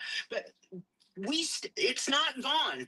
The system that's in place is not ineffective. The people who are supposed to be using the system, who somehow lost the ability to know how to intelligently use the system, have broken something that is not actually broken. Just stop using it in a broken manner. Educate yourself before you go to the polls. Stop worrying about party lines and what grandma and grandpa said and what you heard on Fox News or CNN, or I don't even care which outlet. Stop that. Engage your brain. Don't vote for a color. Yeah. God gave every single one of us. And oh, by the way, 2 ears, 1 mouth. Let's use them proportionately. Yeah. Well, maybe that's what it is. Maybe I'm getting older and I'm starting to realize these things. Wild Child just says, when have they ever worked for the American people? True. And then also Rocky says they have never worked for us and they never will. So maybe the answer truly is just simple. It's we the people. It's not our government, because we are an extension of our government. So it's us. We are not getting involved. We have dropped the ball. We have started voting just for a color instead of doing, like you said, my grandparents, they used to have debates for hours over the candidates before they went and voted. They researched, they paid attention. Today, a lot of people just, oh, red, blue. Like that's the worst thing you could do is just vote blindly. Algorithms train your mind. The algorithms are choosing and putting you in a hole as to what you see every day. You know, want to know how things catch on? Like, people really need to look that up and educate themselves on how these social media platforms work and how they get the information that they see that is driving their decisions. You know what I mean? People don't understand how their data is being used against them because there's a bunch of 80-year-olds up there running Congress and the government that have no idea. They just know they got millions of dollars in their pocket right now. And they're comfortable, so why care? Rocky, that's funny that you say the chess game. I have to tell you a joke on private about a chess game in America. That the overseas people, they look at us in a joke on chess. So when I tell it to you, you'll probably never use that comment ever again because it's pretty bad. But Rocky, I will explain it to you because I actually communicate with brokers that are overseas. I communicate with people that's in this industry and what they think of American people in our industry. So, and again, I do this as a journalist style, right? So when they talk to me about stuff, I document it. And when I show you this documentation that I got, Rocky, you're going to be like, man, wow. And you want these people in our world? We should focus on our business. No, what we should be focusing on is our country, our people that are in it. So, but I'll share that information. And again, Both, you know. we're talking about voting, right? You know, AI is a great tool, right? Look at the politician that's in there right now. You can see what he's done for your state, right? As he's in there doing what he's doing, see if he's telling the truth. It's real simple now to I say build a profile on somebody to see if they're actually doing what they should be doing for you. And talk is cheap, right? I see guys that'll be saying, "Hey, I helped do this. I done this," but then when you go do the research, they never did nothing. Well, that's what I'm saying. So That's what I'm saying, bro. They lie to get in, like Trump, right? America first, America first, America first. I don't hear that anymore, and it breaks my heart, right? America first, no new wars, blah blah blah, all this stuff, right? And it's like all of them, the Wild Child and Rocky are right. They all say whatever they need to say to get people pumped up, to get them in office, whatever the major problems are in that era at that time, and then when they get in, it seems like they just accept a bunch of gifts to pass whoever the biggest gifter is. And so we the people are slowly just losing, right? Because not enough of us are getting involved. So that's just kind of what it seems like to me. Like I don't believe anything either side is saying. I don't. And I hate that I don't believe what they're saying anymore. So I don't know if it's just age, I don't know if it's getting worse. I don't know. But what do we do? You got to vote for someone, right? I don't know. Maybe the answer is more people getting involved. Educating yourself of what the person's doing, you know, even all the way down to the county commissioner, everything that's in your state, all the way up to legislating, all the way around. When I vote, you take that. I actually wrote an article. It's on my page. I'll actually have to share it with you guys. But voting is actually not just a right, it's an honor, right? There was back in the day, if we actually started seeing how voting actually worked, you know, women's rights weren't even involved into it, and that even came up to the blacks being able not to being able to vote, and now everybody can vote, and we're not using that power. We're just all like, hey, what do we do? How do we get this done? And most people don't see it, they don't get involved into it. And again, just educate yourself, like understand what they're saying. They lie all the time. Look at their actions, see how they're doing it. See if somebody actually says, hey, you know what, this person's for data centers. Right now, we got a guy that's saying, hey, I'm going to get rid of property taxes and I'm not for data centers. Well, guess what, buddy? When we went and looked at his investments, guess who's investing in data centers? Yeah. Yeah. Yeah. Coward. Yeah, but it's an honor to actually be able to take your vote and make that a voice. So when you're working out here as a truck driver, right, we take that responsibility to say, hey, you know what, I'm gonna do my pre-trips, I'm gonna strap all my load down right, I'm gonna make the public safe. We should have that same mindset when you go to vote. Make sure the person that you're voting for is actually the person that's gonna, you know, run your state or your country the way it needs to be. And it's hard, but I mean, you should spend at least an hour, 2 hours just making sure whatever they say is actually. Oh, I agree. Oh, more than that. To the next candidate and say, hey, you know what's this guy got to offer, or this gal has to offer? Because now we have females that are actually, you know, running in politicians. So it's great to do it, but it's our duty to actually make sure we're voting in the right person for the next generation. You know, farmers say, hey, you know what, you till the land and you grow on it, you should leave that land better than the way that you got it. It's the same thing with voting. The same thing Yeah. with trucking. Everything I look at, you should always take it and leave it better for the next generation, better than you found it. So Right. voting's a big one. I love it. I love that you said that it's hard because it is hard. But ladies and gentlemen, I don't know of many things harder than continuing the way we're going right now. Very true. This isn't fun. Mike, welcome in, brother. Thank you for your patience. How are you doing, sir? How are you doing? Pretty good. The one, the only, WeTheTruckers.com. Coming to you live from the White House. Bam, bam, bam. Let's see it. Can we see the White House? How are you, man? Backing into a parking spot right now, but you know, politicians are like crackheads. How so? You know, a crackhead smokes crack to make himself feel all warm and fuzzy inside. A politician screws you and makes billions so he can feel warm and fuzzy inside. The only way you're going to get rid of them is to take away their crack. Ah, okay. Vote them out of office. Right, Get rid of them. right. And in order to do that, how are you going to do that? Well, everybody needs to grow a pair of balls and start standing up for themselves in this industry, in this country, and standing up for everything instead of just sitting in the background whining about everything. Well, they're doing it. Well, do something. Do something about it. Stand up. Yeah. Sitting there whining isn't fixing the problem. That's right. That's right. You know, you gotta stand up for yourself. And, Sitting, you know, whining about it and ignoring the problem is the two biggest thing we have in this industry. Ignoring it, saying, "Oh, it's going to change itself," or "This ain't affecting me. Why do I care? Why do I worry? I still can be able to put bread on my table for my family. Why do I need to get involved?" Right? The ignoring of our industry is just as bad as not is sitting whining about and not doing anything. So if you could take those two things and actually fix both of them and say, "Hey, you know what? Stop ignoring what you're hearing. Get involved, get your hands dirty." And then the ones that are whining about it, "Hey, you know what? Stop crying about it. Put your actions to words, and let's fix this industry." If we could get those two things to connect together to put it, we wouldn't have a problem. Tomorrow we could have the industry fixed, but we got to fix those problems, and we need creators on multiple platforms to actually get that message out there and say, "Hey guys, look, this is what you have. This is what we got to do. This is how we fix it. This is to pave the road.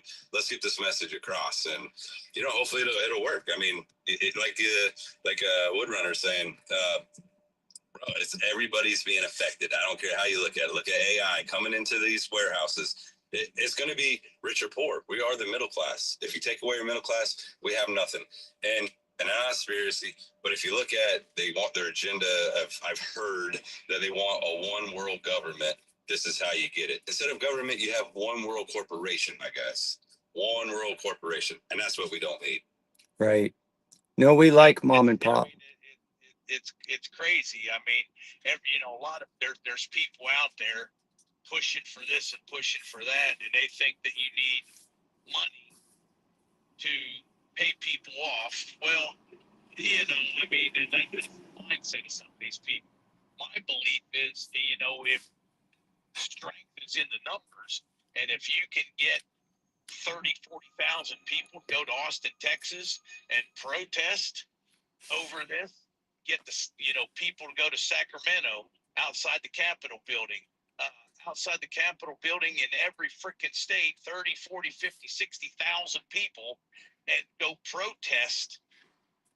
You got your strength in numbers. Who are they going to listen to? The people that are talking. Because something like that, how fast do you think the news is going to be down there?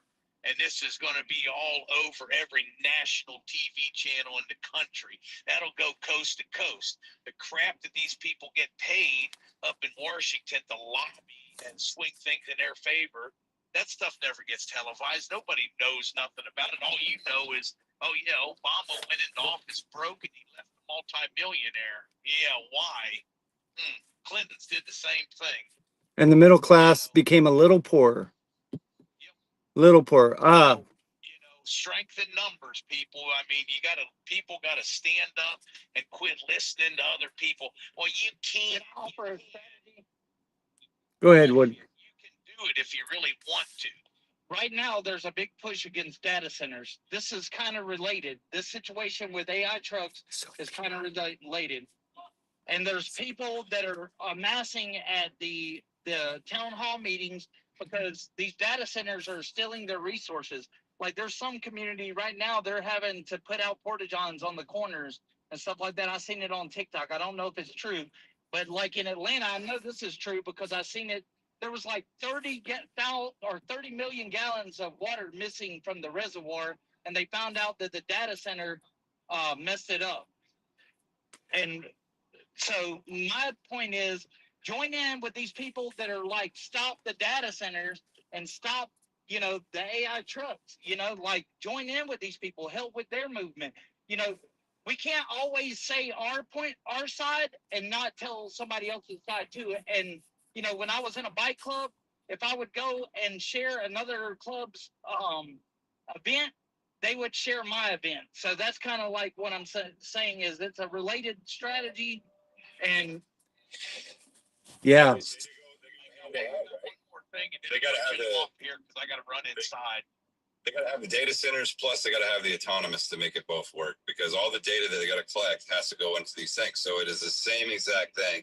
And getting people to, all they have to do is use that strategy, is getting them aware of it. They're stopping the data centers right now. They're actually not. They're back on track again. Hey guys, Mike's gonna take off. Mike had one last thing to say, and then he's taking off. I'm sorry. That's okay. Go ahead, Mike. It's just ridiculous the way things are, and there's a few people that think this one thing is going to fix everything. No, it's not. There's so many things involved with trucking and other things going on around here, like the data centers and the AI and the autonomous and this and that. You can't fix everything with one solution. You know what though, Mike? All these other things individually, and some things will fix one or two problems at a time. Other things, it's one thing. You're only going to fix one thing. So you got to attack all this stuff and take steps, one step at a time. You can't fix everything all at once. It ain't never going to happen. Well, you know what you can do, Mike? You can be like this couple I know, Mike and Jane, that have this website. They got sick and tired of seeing what's going on in the trucking industry, and they thought to themselves, well, what can I do to make a difference, right? I'm just a regular blue collar Joe. I don't like what's going on. I don't like the corruption. I don't like the rules and regulations. I'm sick and tired of it. You know what? I'm going to build a website. And I'm going to hope that the people come and check it out and see trucking advocates on there. And just maybe this will get somewhere that'll help all of us, right? One small gesture they did, and they created this website, We the Truckers, with a lot that's on there for truck drivers to push back against all this corruption, right? To make their lives better, to make their pursuit of happiness better. So if everybody does that, if everybody just does one small act every week, once a day, once a week, whatever, once a month, all 350 million of us in America do one small gesture, we can have it all. It doesn't have to be just 10 families that have it. All the people that are working hard that have earned it can have a good American life, just like our grandparents did and our great grandparents did. And without running over someone, right? Without hiring cheap labor outside of the country.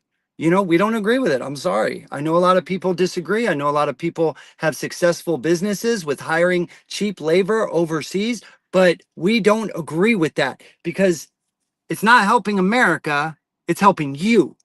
And we're about helping Americans in America, not you, not just me. I won't do it. I don't want to be rich and comfortable and my family legacy be strong if it comes from raking over Americans and hiring cheap labor from outside of the country. Mike, thank you for coming in. Thank you for all your hard work. And tell Jane we said hello. All right, brother? I'll be back. I just got to run inside. Right on, brother. See you later. All right. Real quick. So Good. everybody keeps on talking about how we can talk about these data centers, right? I want people to understand one thing, okay? These data centers are directly linked with autonomy, okay? All these lines, these fiber optic lines that are going into the side of the highway, what do you think they're for? Do you think that's a communication? Well, that's what they said. They, All these autonomous vehicles are literally being like it's like a one of those electric subways, right? It's a You train. can't go anywhere without those lines. Those lines are connected to the data center. Those data centers are telling those trucks where to go. So when we say let's start getting in with the data centers, that's the key, and that is actually the heart of the whole system. Without the data centers, they can't do anything. But you know what they're doing? They're pushing eminent domain. so they're being sneaky behind our backs to get rich, being selfish, is what you're saying. Georgia Power is literally taking 30 miles of people's property and just cutting right into their yards, tearing down their houses, doing all that. And there's somebody on TikTok right now that's talking about this stuff. Why are we not going and finding this person and saying, hey, we have this system over here. Hey, if you want to do mass emails, you can do this. If you want to do this. And I'm talking to somebody that actually has already figured out how to, and not really talking because I've said my piece and she doesn't say anything back. So either she's a shill or she's literally doesn't understand what I'm saying. And I find that to be the problem most of the time. I'm building tools to try to help people get the message out. It can't be shut down, and Right. it's just it's frustrating that people don't It understand that is. these things are all connected. Yeah. Like, Yeah. and I want to bring one more thing up, and then I'm going to mute up again. Okay, so it's 89 days, right? Is it 89 days? I think it's sooner. 60 days. It's 60 days that they're going to be in Congress, but it's 89 days. Okay, yeah. Well, I was bringing that up, but it's 89 days, right? So minus that is 30 is 59 days. But I want you to look at something else. When they come back, what are we going to be concentrating on? There's a certain really big, event that's going to be happening that'll change everybody's lives. It's going to be concentrated on every single life, right? What's that event? What are you talking about? Hey, my guy. What? No, no. When they come back, they're going out about that time. When they come back, we're going into the election cycle. Everybody on social media is going to start that election cycle and start talking about the controversy so they can get the clicks and likes and views. And they're going to forget about what's actually going to affect their life. Okay. Actually, they've already started that. They've already started the voting. That's what I'm saying. That's the cycle we're in. We've got 89 days, but we don't. If and I we think don't 4th of do July is the biggest movement. It is a big movement day, though, right? Everybody's gonna be on social media. Everybody's gonna be, at home watching the news, shooting off fireworks. Trust me, I'm on the page of 4th of July. I want everything scattered out there about autonomous 250 Act, everything that we want to fix in our industry. That is the time that we utilize that the most. Well, that's what I'm saying. That's a good time for us. What I'm talking about is how many days do we actually have? Because all of social media is going to be shifting into a different direction.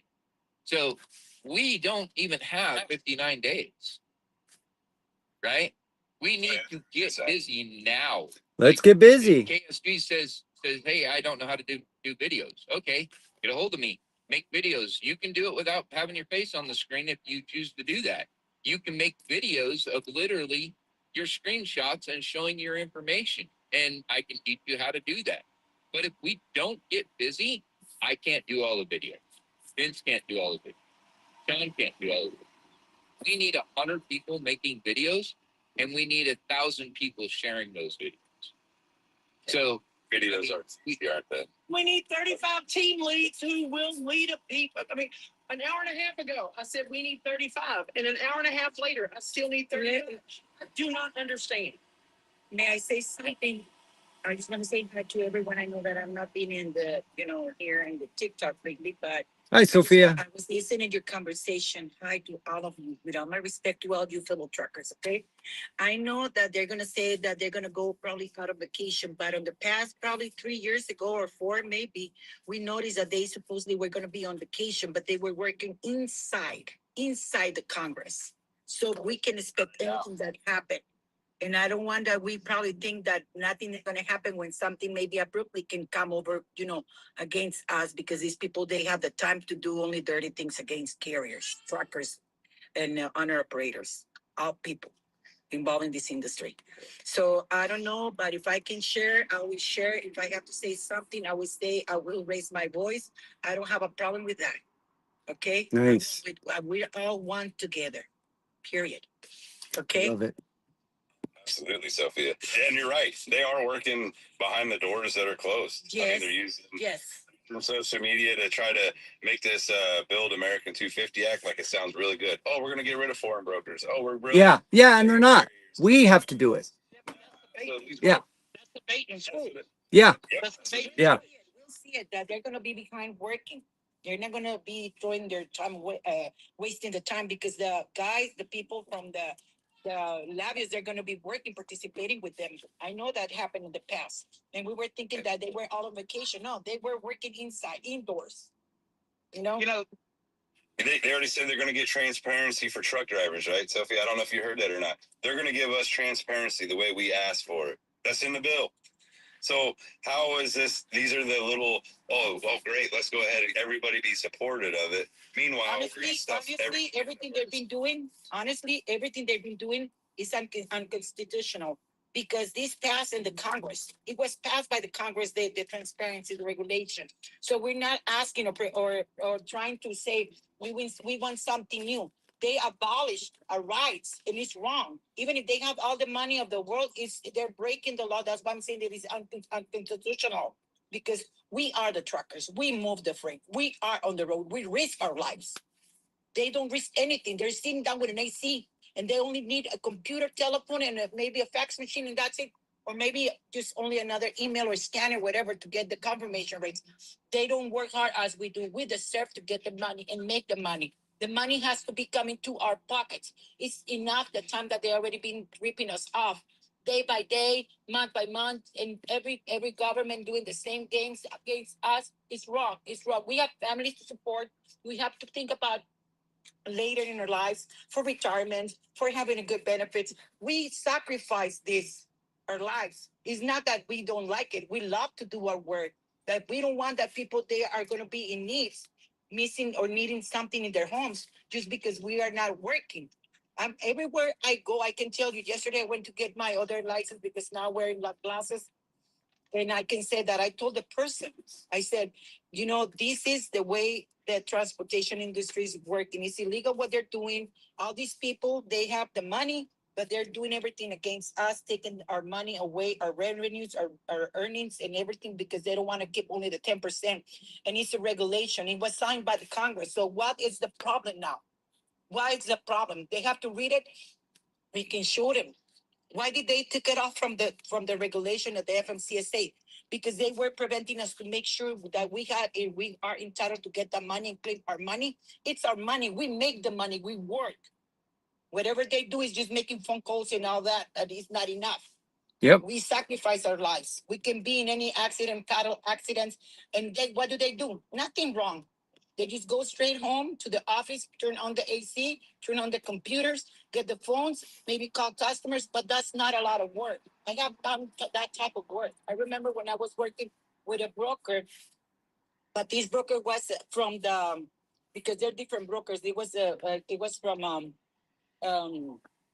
custom brokers. And I can tell you, it's a steady the work they do. They can have customers, they can bring an export product, but they're sitting in the office. I was sitting like them. But right now, we don't have to be sitting down. We have to go get the fuel, go on the scale, make sure everything is okay, secure the Risk our lives. risk our lives, risk our families to that, they can lose us anytime, any minute. The brokers are going to be out of a job too. Huh? The brokers are going to be out of a job too. You ain't going to need a broker to dispatch an electronic truck. They'll actually be the first. Well, the electronic trucks is another story that I'm not agree with that. Because they're trying that not to hire people, but their software is going to cost from maybe 40 to 50 cents a mile, or maybe it's going to be annual fee that they're going to be paying.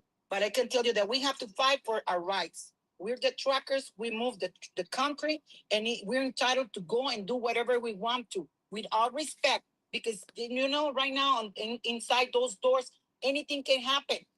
And it's wrong that we allow them, that they're putting our lives in a high risk. Meanwhile, they're just saying, we're gonna do this with them. We're gonna be taking the money again. Like right now, I have seen that the rates are going lower. Yep. Why? Yep. And by the way, let me tell you, let me tell you something, Sean. When the people they're telling you that you're working and leasing a truck, and they're telling you you're gonna get and pay this money for tires, this money for miles, this money for insurance. No, we're not here to make money. We're here to make the dollars, the hundreds, the thousands of dollars. Aren't we? Well, that's what we're supposed to be doing. But no, I think the brokers are actually going down quicker than they think. A lot of people don't see it because C.H. Robinson is going all AI, collecting it already. They're waiting. They're just like Progressive, right? Insurance is sitting there saying, hey, you know what? When these guys, if we get this part out of the market, we're going to make the trillions of dollars. We're going to be the trillionaire. They're building their platforms to say, hey, these are the people that we're going to take with us to the top, and we're going to keep them at the top. And I guarantee it. Look at C.H. Robinson when they're making over $90 billion this year and saying it's their all-time high. Hello, open your guys' eyes up. Look at Progressive Insurance. You know how much money the CEO from C.H. Robinson is making annually? $11 million. $11 billion. I'm sorry. There you What? go. $11 billion he's making as a revenue, as the stocks, as anything. That's the total money he take on every single year. Yep, 9.8 billion after everything's paid. And he's calling us the humans. Who he think he is in the world? He's not a human. He's an alien. Excuse me. You know what I'm talking about? That's awesome. Yeah. Because the way that he talks, I know. is very disrespectful. You know? That's right. If he would be in front of me, I will tell him, the day he's gonna die. Believe me.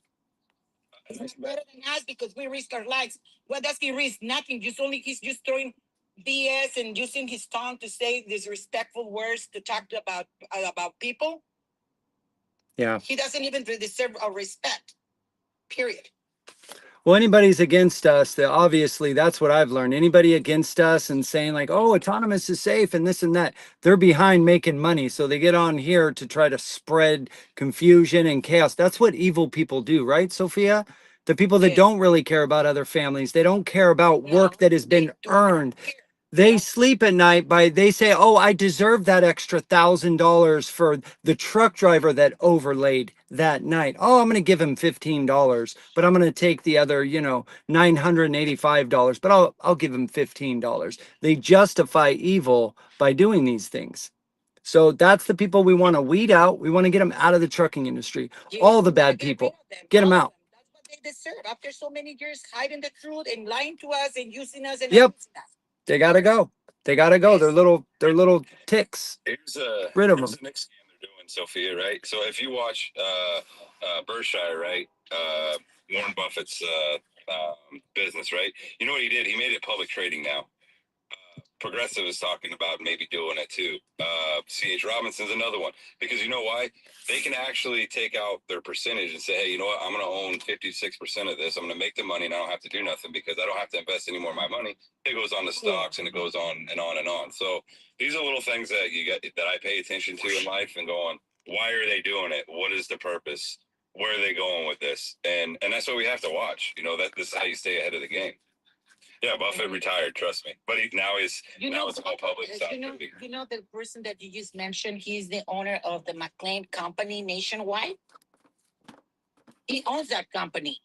He was. Now it's all public trading. So now he just takes a big cut every year, billions of dollars, and sits back and don't have to do anything. And which is not a bad idea if you're in them shoes. But however, what's it going to do for our country? How's it going to control our narrative to our industry? These are the things that you have to say, hey, this ain't right, and pay attention. If you're using them guys, say, hey, you know what? I think it's time for us to change insurance. Yeah. Heck, let's all just chip in our money and put in a couple $1,000, and we could insure every owner operator out there, be self-insured through one company. But that's the thing. We got to unite. We got to unite first, and then you can kind of control that stuff. Cool Harvey says, Cool Harvey says, I wonder if Loves and Pilot Truck Stop see what coming. I probably not, brother. Go ahead, Wood.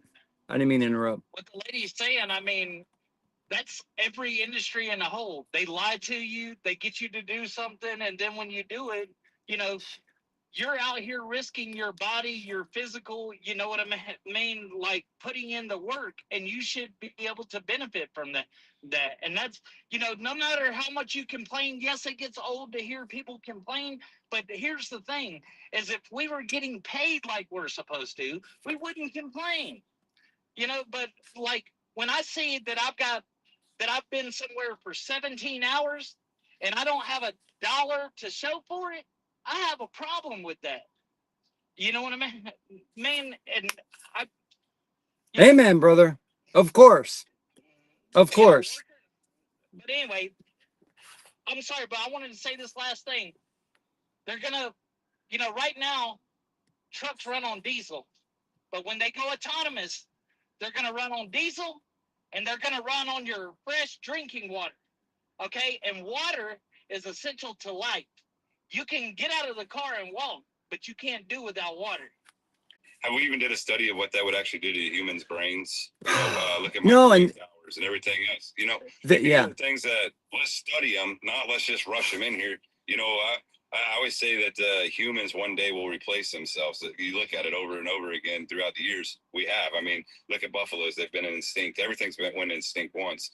And what are we doing to ourselves? Like we're letting global corporations control what our future may be. So these are the things why I say people wake up, but it's time to get together. Let's have these conversations and how we can control the narrative, because right now the narrative that we're being controlled is our drinking water is at threat, right? Our jobs are at threat. As a human race right now, it's we have to be looking at what's going to happen to our kids. Really honestly, it's our generation to make a change for the next generations to come. absolutely. Absolutely. Woodburn, any honestly, go ahead. not long time ago, I was creating in my mind what's the way we can do something good. It's just only one time, not against them, but for all of us, for the best of all of us. If we open a co-op, just put it this way, we all get members. There's no way we can open any union or anything like that because it's against the law. Okay. But there's nothing that prohibits us to open a co-op. So if we pay some money from that, then later all of us we can be associates. Okay. And then also with the money that we get, we can pay an engineer to open the kind of the load board or any kind of program that anybody here wants to create. And safety, because we don't want to spread the information that's going to be involved here in this school for safety reasons. Okay. And then with the money that we get, also we can deal with our own factoring company. Just put it that way. We can have the money, we can have the power to do anything we want to. Okay. And the other hand is also that we can rent small or medium warehouses. And we can start making money that way also for the same co or for the same branch that we open as factoring company. But we can bid on them because we own the trucks. If we don't want to do something like this, you know what? It's going to take forever trying to get united. We have to make it once and that's it. No more. We have not time to be wasting. How many more years we're going to be wasting? That's right. I'm saying this with all my respect to all of you. I'm 62 and I started this business 23 years ago. Okay? And I want my people, my fellow truckers to succeed in this field, in their lives, with their families, that you're going to be able, instead of being asking for loans for your siblings or your children to do a career, to pay the fees and be great people in the future for you or your family. We deserve to be in that lifestyle. We've earned it. We've all earned it. You're right. We earn it. We deserve it. We earn it. You're right. So I can tell you that we have to start getting together at once. Boom, enough. No more. Yep. If we're here with you, we have to get it together because the point is that opening different kind of association is more to be involved, going back and forth with the same money that we create as a members. We're gonna be able to have one company that represents all the truckers nationwide, and we're gonna be paying the attorneys to go over there to Washington. We're gonna have plenty of money to do that. Let's get together. That's it. That's right. That's right. So, it's funny. I was talking to some people like a trucking song of themes. It's that song "Come Together Right Now," and literally like everybody's all like, man, every organization that you look in the trucking that's trying to start, I hear that song like over and over again. Like, just come together. That's all it takes is just saying, hey, you know what? We give up. We're tired of living this life, because everybody's saying, hey, you know what? The freight's going up. It's great. We have to sign in, every one of us, Sean. Yes. Yes. Say we're together already. Even if there's people that they're drivers, owner operators, and the other carriers, we have to get together and have the same idea that we have to do this because it's our responsibility to fight for our rights, for our business, for our families, for our income, for everything. I've been thinking about probably we can start going to the States and get information from the AI about the carriers. Because I can tell you in California, there's a bunch of carriers right there. There's not people, or it's not allowed that people that are owning operators, but they're always cheating people, companies or whomever. Okay. But I'm talking about, I like to get Are together. you trying to find how to get a hold of the carrier? No. I'm saying I already got the numbers. And the big one is it's Texas because it's huge. But California has so many areas. But I think, and I'm saying that we all have to be becoming one body together. Drivers, owner operators, carriers, to help each other because we know the country, we know the route.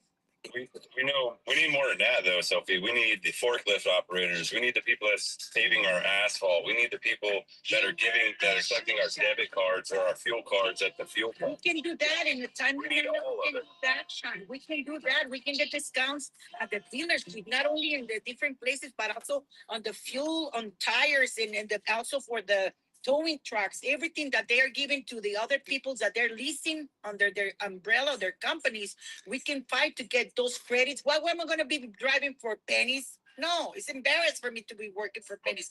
This is something that we supposed to be telling them is irrelevant that you want to pay us pennies when you're keeping the hundreds and thousands of dollars at the end of the year, maybe billions of dollars. Hey, Sophia, Red. First thing we need to do is work on this 250 Act, because that's the most important thing. If this goes through, Sophia, do you not understand that trucking in the next 10 years is going to be out of work? We're just arguing talking on TikTok platforms and not getting anything done, right? If this goes through, We're done.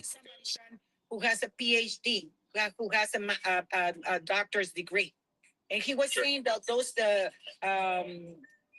trucks, the tunnels are driving around 3,000 miles, a month. Because they decided that those trucks, they want to put them probably for short hauls or, or local loads, okay? But I can tell you that it's not the same as we are going to be working still the long hauls. They can be trying to scare on us. Scaring people is, making people feel afraid of is good for them. That's what they've been doing always. And Dexter, how these people is going to be stopping work and they need the money. yeah. Dexter says megas will take over everything. Mega carriers are only 14% of the industry. This nation is ran by owner operators. He's talking about if the 250 Act comes Oh, through. Yes, mega he's carriers right. will run it. He's right. Here's the thing, Sophie, that people don't understand, right? So you're saying 3,000, right? Okay. How about you look at this and then tell me if I'm wrong or right, or just listen to what I'm saying. If you look 10 years ago, we couldn't even put a space shuttle up out of Earth, right? It would go straight up, and we would have to have somebody to control to land it back down, right? Nowadays, we can go all the way around the whole world and land it back in the same spot it took off. So if somebody's telling you, hey, you know what, this is just going to be short haul deliveries, don't believe a word they say. All I can tell you is run, because they don't know. If they would, I would have had a better. If you'd have said, "Hey, he said he's not for sure, but this is where they're wanting to start," I would agree with that. But if somebody was telling me, "Hey, they're only going to just do it for short miles," those are the signs that you should say, "Red flag, red flag." Because I've read it. I've read the. You know how many times I've actually read the 250 bill, American bill? It's 1,005 pages. I actually just listened to it again last night myself, and I can tell you what.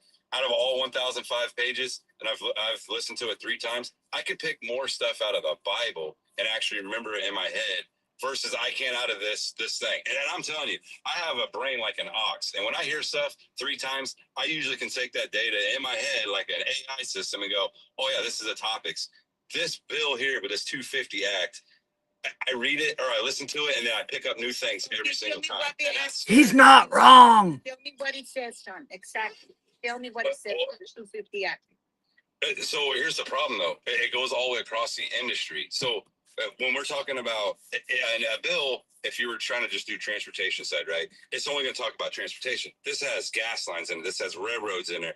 It has even native lands that they're talking about into it. So when I'm trying to pull this stuff apart, you don't have all this into one act. But basically, what the Build America act is for our trucking industry, where it actually is struggling us, is because they're giving the autonomous open self-cert on everything, literally. So when you say, hey, they can only move 3,000 miles, no, they can go as far as they want, because now there's no one to say, hey, you can't stop us, you can't control us, because they have a bill that has said, hey, you know what? You guys are your own entity, right? Like they're their own self-governing entity. Autonomous is saying, hey, we're going to bypass everything. We don't have to answer to anybody except for our organization. And you should never give corporations that kind of power, because we've done that in the past and it's never worked. It's always been bad. It's always, the outcome of it has been very, very, very bad outcomes. People lives are unalived by the tons. Amen. Hey, freaking, welcome in, brother. How are you? Thanks for coming in. How are you? Hey, I'm gonna say this. The reason why I think it's so bad is because there's no unity within truckers. You know, we're always trying to I'm out here, man, and I ain't rushing nowhere. I take my time going everywhere, and everybody's always trying to rush going somewhere. Everybody's trying to prove a point.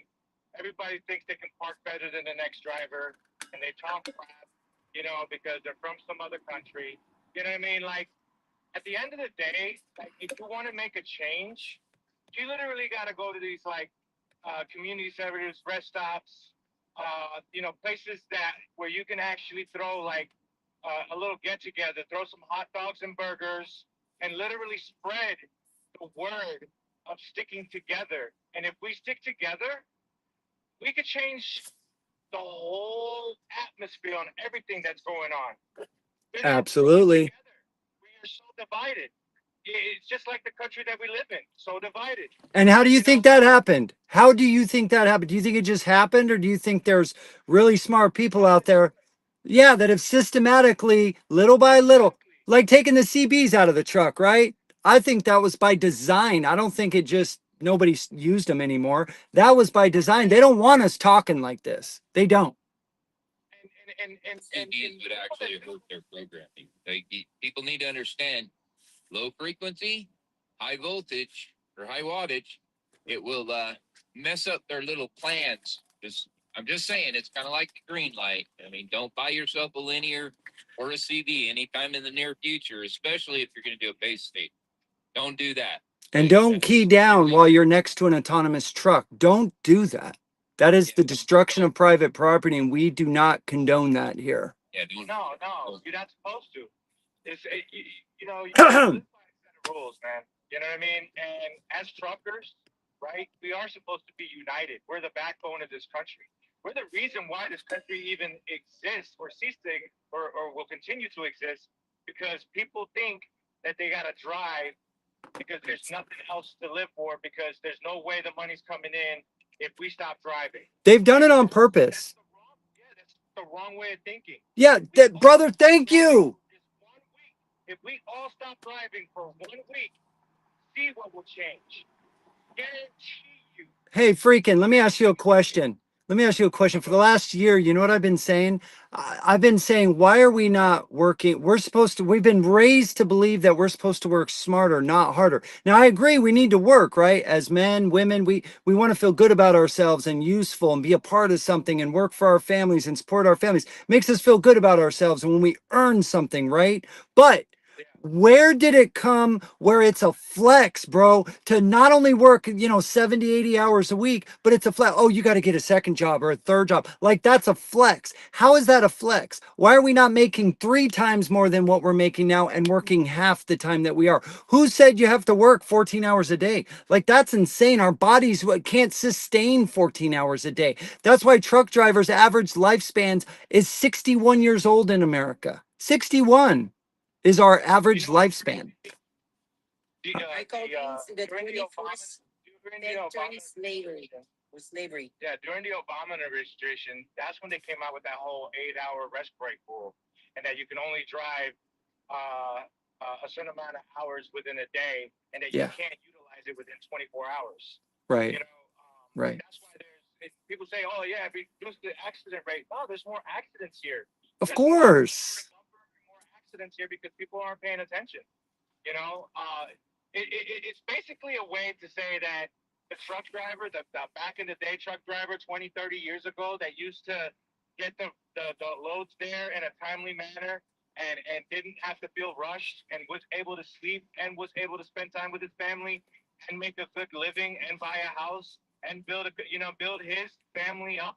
You know what I mean? Yeah. That doesn't happen now. Right. That doesn't happen now. Right. You know? Right. I always tell people that are part of mega carriers, you do more getting into your own truck, doing your own thing, and building your own business up. Yeah, it's a risk, right? It's all a risk. Sure. Business is a risk.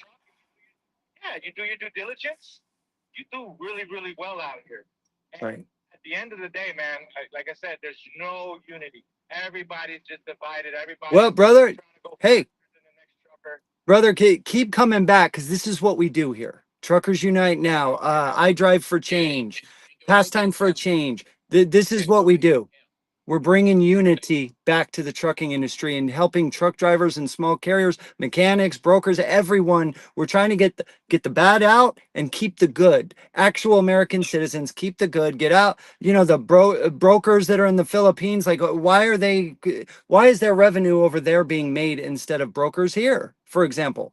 What if we could get rid of brokers altogether and go get our own customers? These are the things that we're constantly talking about and we're forming. We are uniting here slowly. So it is happening. It is changing slowly. We hope that it'll be bigger. With you coming in, this makes it a little bit bigger. I love your attitude. You got a great attitude. That's what American is all about. Helping your country do better. Yeah. If you ever did something like along the highways, man, where you kind of like trying to put something together and you're passing out flyers on just like, are you tired of living the way you're living, or are you tired of driving the way you're driving? Yeah. Yeah. You want to make more money. Imagine if that's possible, and it is possible. It is. Right? Yeah. No amount of law enforcement, no amount of government would do anything to us if we stop driving, right? Well, they can't. Yeah. Ricky, we can't be saying that kind of stuff because that's actually like federal law. But if there was somewhere where we were, maybe going to do that, wouldn't we want to do that behind closed doors so they didn't know it was coming? Like, wouldn't we want to like stop telling the opposing party that what we're doing, right? And that's part of what I'm doing. But here's the problem, right? Everybody says we need to. But I'm going to ask you a really hard question. Have you? I have. I'm an owner operator, right? I'll drive, right? And then when the fuel prices are like really like just looking ridiculous, I'll stop until I see them go down. And then I'll start That's not what I'm talking about, bro. Damn, that is awesome, freaking. Thank you. Have you got out at that rest area, at that truck stop, and said, hey, this is what we're doing? Call out people. Yeah, I say, I look at the prices. I'm like, aren't you guys tired? I'll sit there and yell it in the whole store, and everybody looks at me. I was like, aren't you guys tired of this shit? You're just nothing but shit paying for this stuff. Sean, fresh meat. Mike, fresh meat. Fresh meat. We found a new one. Woo! This is what it's all about right here. So if we tell you, hey, this is what we're doing, can you spread our message? Because word of mouth is exactly what we need. Once we get word of mouth, once we have 100 people telling 10 people a day, man, it's over. They're done because we're going to get in the public's eye. We're going to get that U-turn in Florida, and we're going to get results because they can't ignore us anymore. And I'm building the platform that they can't stop us from talking, period. All we need to do is get the people there. So my business partner, right, and he's all for it, right? So he has a little bit of hesitation because he sees the amount of money that you can make, but he's actually getting the broker's license, right?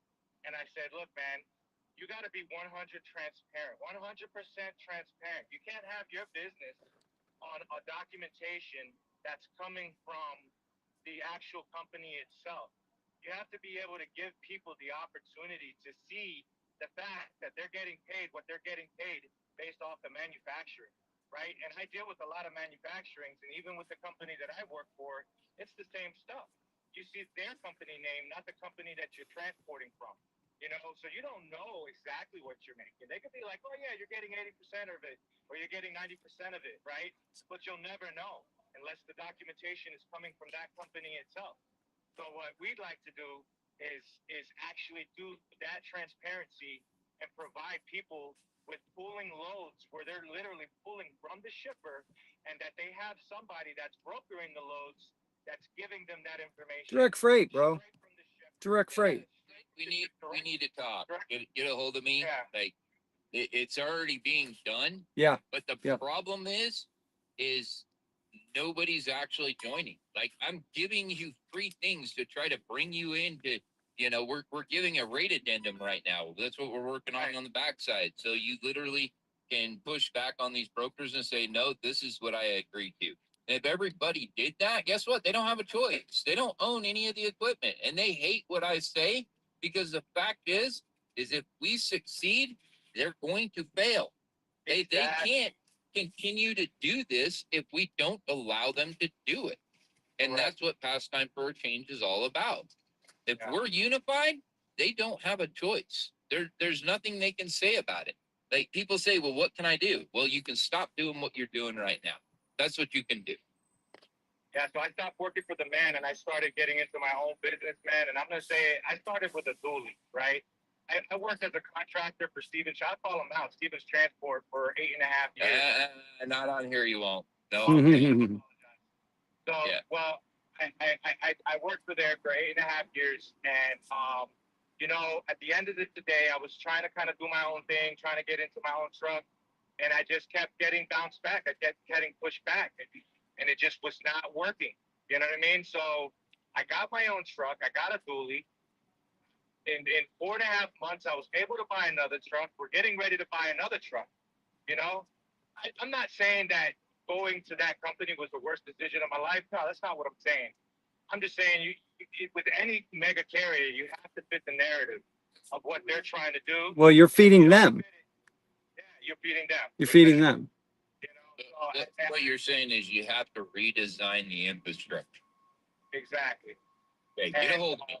Just get a hold of me. That's Yeah. all I have to say about that. We're gonna be What's I'll that? give you if you send me a message, I'll give you my personal information and we could talk. You know what I mean? And then go from there. Because I that's why I actually just joined his club. Because I'm all for it, brother. You came to the right place. Welcome home. You came to the right place. What we need you to do right now is spread the message that we're here, and maybe make some videos. Make your own. Do your own thing. Get the word out there. Like I said, if we've got 100 people spreading it 10 times a day, they can't ignore us anymore. Right. And join everybody's page, freaking. Go follow all these people you're talking to, all these people you see in the chat. Go follow all them so we become a group, right? We become a what is it called, Mike? Why is my mind blank right now? A community. We become a community. You know what I mean? So if you want, just send me if you could just send me a message. I'll send you an invite. We do roundtable meetings. I'll give out free hand jobs on the back row until I get tired. what? He said something about the back row until he gets tired. He's talking to somebody else. Man, we're getting A lot of Send me folks. a message. I'll put you in our round table meetings. And this is what we're talking about on a whole different world level of how do we get this information out there, what we want to put in there. So yeah, just shoot me a message and I'll send you an invite. We do them every Friday, starting at 5 p.m. Eastern Standard Time. And then it's a Google Meet. So if you have Google email, you can just click right in there. It's pretty simple and easy. And then there's a bunch of people in there brainstorming about how we're gonna do this. So Have you guys Friday we'll have one. thought about doing like the flyers and all that stuff? Oh yeah. Oh yeah. And think about it. How well can we get flyers out? The other thing you can do right now, right? You see that little arrow down at the bottom? Click it. Share the live, right? Send a heart me, join the club. That actually pushes it out in the algorithm. And get the word out there that we're trying to get this done. Like there's so much behind the scenes that we're actually doing. We're not coming out saying everything that we're doing, but there again, if we say everything we're doing right out front, they know what we're doing. And that kind of defeats the purpose a little bit. Yeah. A lot of the people that follow me are truck drivers, so send them requests and also push that out as well. I just sent them out there right now. That's what we're doing. If you a lot of people on my if you hold on your page and push down on it on like Vince's nose there, it should pop up a thing with like your people. Hit that repost button because when you repost it, it reposes it to all your people saying that you're on a live. So if you're in here and if you do it now, it'll send it to every single person. They'll know that you're and you're talking. Yeah. Yep, there you go. Thank you. Thank you, freaking. In the bottom right there, it's the bottom right hand corner. You just go and push it, and it'll send it to all your. It actually puts it in your I'm in this room type deal right now. Yeah. And what have you. But if you want it to go directly, then you go in and you pick the people that you want. But the only problem with the platform like this, you only get 10 choices. So you got to do it about 500 times to get all your people in here. And it's kind of annoying, which is one of the things we're going to be changing. We've already talked about it. We're going to have a share to all my friends deal. And when we go up, everybody's going to get announcements. So how long have you guys been driving? I've been driving 34 years. 12 years. 34 years. Wow. I'm about 12 years. Yeah, that's me. Yeah. Yep. So Diesel was like 234, 230, 250, wow. something like that. Yeah. And then going from that to where it's at right now, I think we were paying like 180 or 190 a gallon, with the discounts and stuff.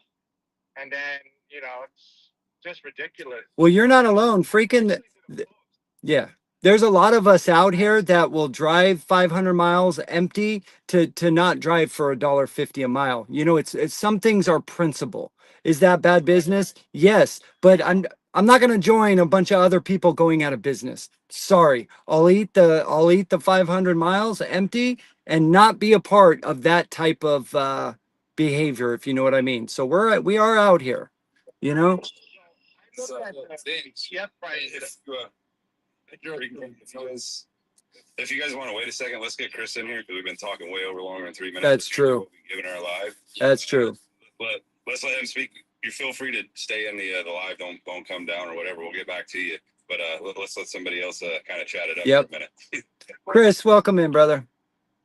What's going on? How you doing, man? I'm doing pretty good. Just parked up doing a 34. Nice. What do you think about this autonomous? I don't know what to think about it. I know a lot of companies that's going to try that. It's going to end up getting a lot of lawsuits. Yep. Like that's not a smart idea to put these 80,000 pound units behind a computer. It's not going to work out good. I agree. Computers glitch, right? These electronics mess up all the time. So what happens when a 65 mile an hour, 80,000 pound truck and trailer going down the road in a metropolitan area with an inhalation hazard goes off the highway? What happens then? Who's responsible? Why are we doing this? They're going to say that they're not going to be going to that right away, but let's look at, the actual truck, right? Just had one the other day. The truck jumped the median, unalived, I think 5 and 30 some Yeah. odd are injured in California. Like, just the vehicle itself can cause massive damage. And that was a day cab, bro. That was a day cab. It was, we don't say names here, but yeah, it was a day cab that, yeah. Like, we need to look at what the truck can do. New York and New Jersey's the first ones to get them. We'll see how long we have it. Oh man. That's horrible. No, but that is the thing though, right?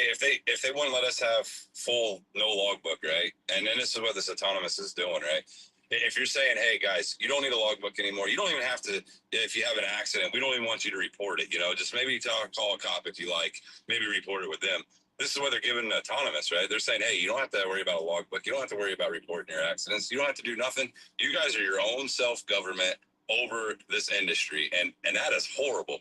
Like, that's why we have rules, right? If that's the case, then why do we have the FMCSA, making this? And when I read the bill, they're saying, hey, we're going to give them 5 years, and then the Secretary of Transportation has to start making these guidelines. And it's like, 5 years, bro. Give us 5 years. We'll make Right.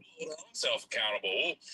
We'll say, hey, driver, you can't do that, or you can't do this, and but they don't give us that. So why are we going to give it to a tech company of all things? Not drivers that's been out here driving. We're going to give that to a tech company that knows nothing about it but tech, and they're going to say, hey, you get to make your own rules.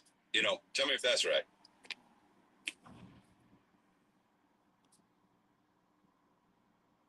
I just gave you a follow there, Chris. Appreciate it. You broke the room, Sean. Like, we were nonstop talking, and then I know. just drop the mic, and now we can't. Just so everybody knows, we're going to be getting going here in about 10 minutes. There's like 3 other people that want to come up, so I want to get a few more people up. Freakin', you have any last words you want to say before we go?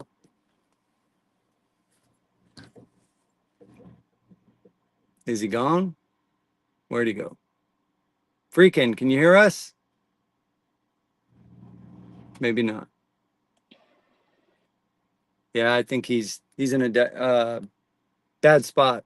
All right, Freakin', we're going to get to some other drivers, man. Thank you so much for coming in. If you want to come to our roundtable meeting, we would love to have you. Please reach out to us, DM one of us, and go follow all these fine folks, all right? See you later, brother. You must be in a bad area.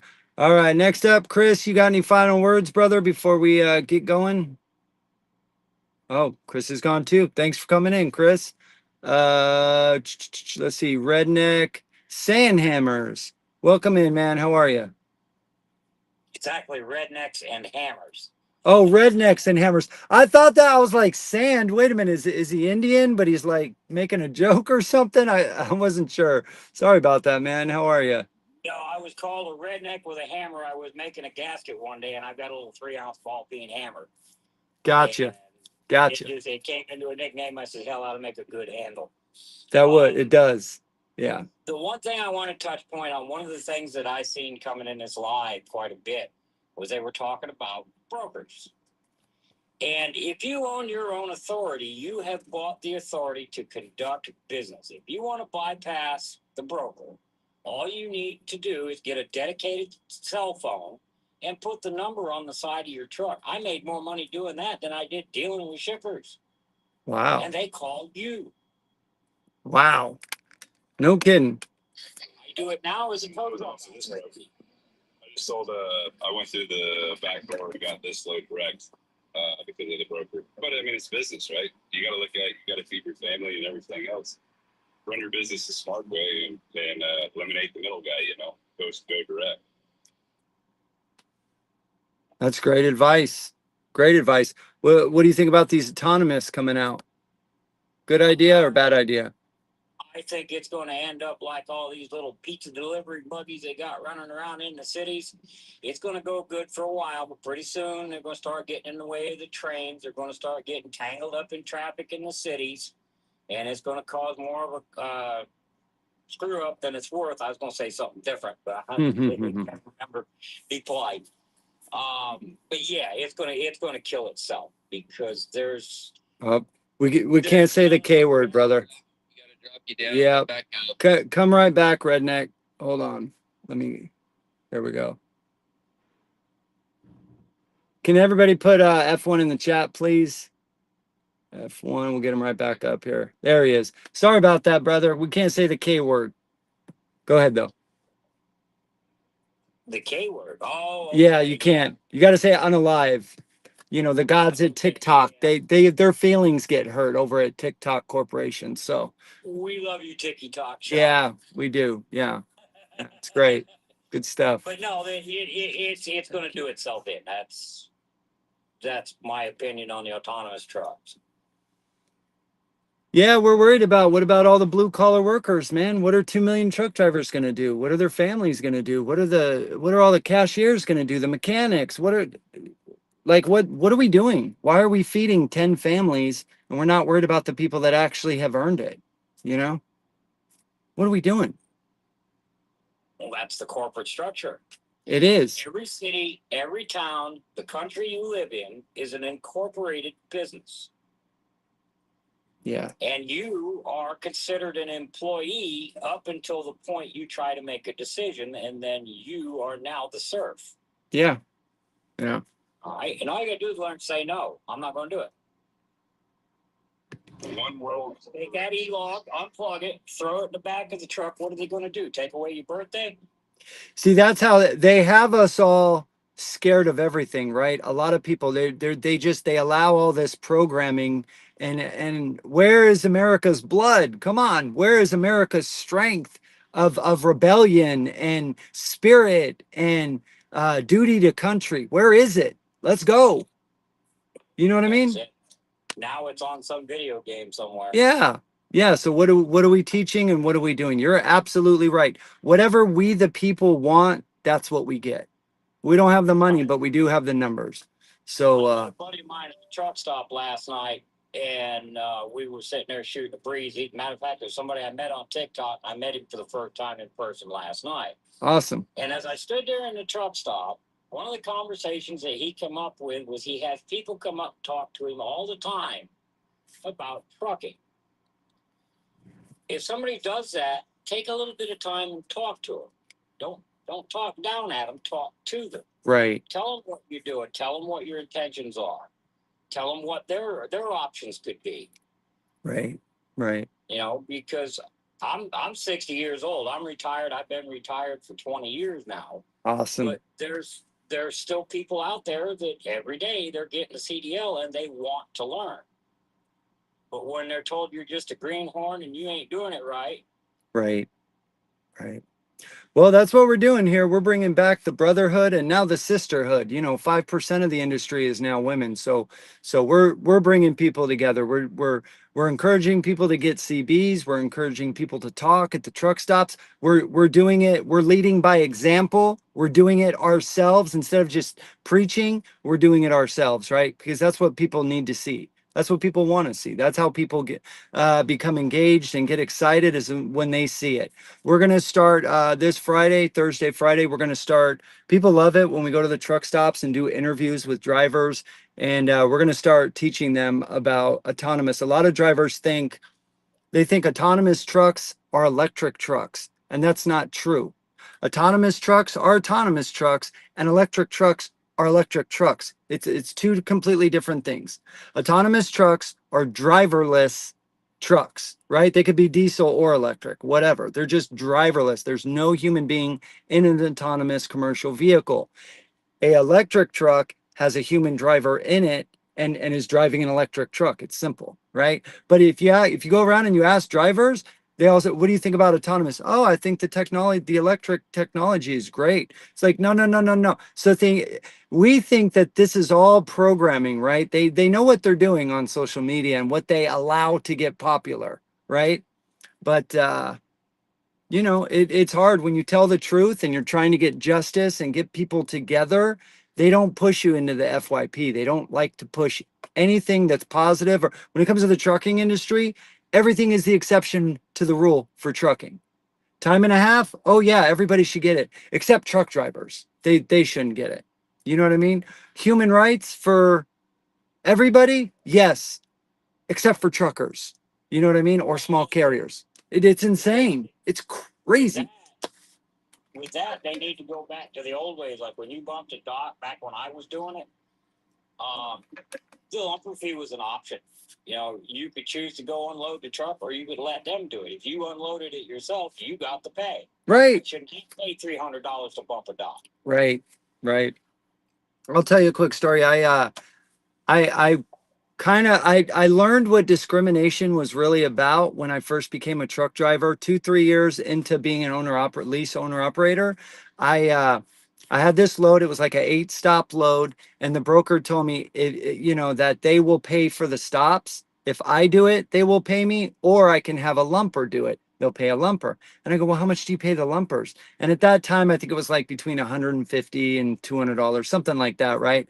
And I said, oh, I'll do that, because you know what I'm thinking already, right? 8 stops times $150, dude. 2 3 pallets per stop, no problem. I can knock that out. I'm a hard worker, so I get all the stop. Yeah, so that plus the mileage, right? So I get all excited. I knock out the 8 stops in a couple days, whatever. Next week, I go to look at my paycheck, and I think it was either 20 or $30 per stop. So I call up the broker. Hey, man, you guys got this wrong. I should be getting 150, $200 per stop. And the broker goes, oh, no, no. I told you we would pay you if you did it, or the lumper. And I go, yeah, and I did it. They say, no, we pay drivers $20 per stop, but if you don't want to do it, we'll pay the lumper $150 per stop. This was like 9 years ago, you know? So Freight slaughter. They didn't tell you that ahead of time. That's freight slaughter. I'll go ahead and take care of that one. Just put it up, Vince. That's a freight slaughter right there. what are you talking about? Put it up. He told you that he was going to pay you $150. He didn't tell you that that was the day unloaded it. Right, right, exactly. So these are the tricks. Yeah. That it's up and Let's do it. start Yeah. how it actually works. I like that. And that's the power truck drivers need to take back. Once we unite and take this power back, and we stop tolerating all these people taking advantage of us. So I wonder, did the shipper pay them 150 each? They gave me 20 each, and they made that extra money? Probably. I don't know for sure. Remember, everything we're saying here is for entertainment purposes only. Go do your research and trust but verify, right? Facts over feelings.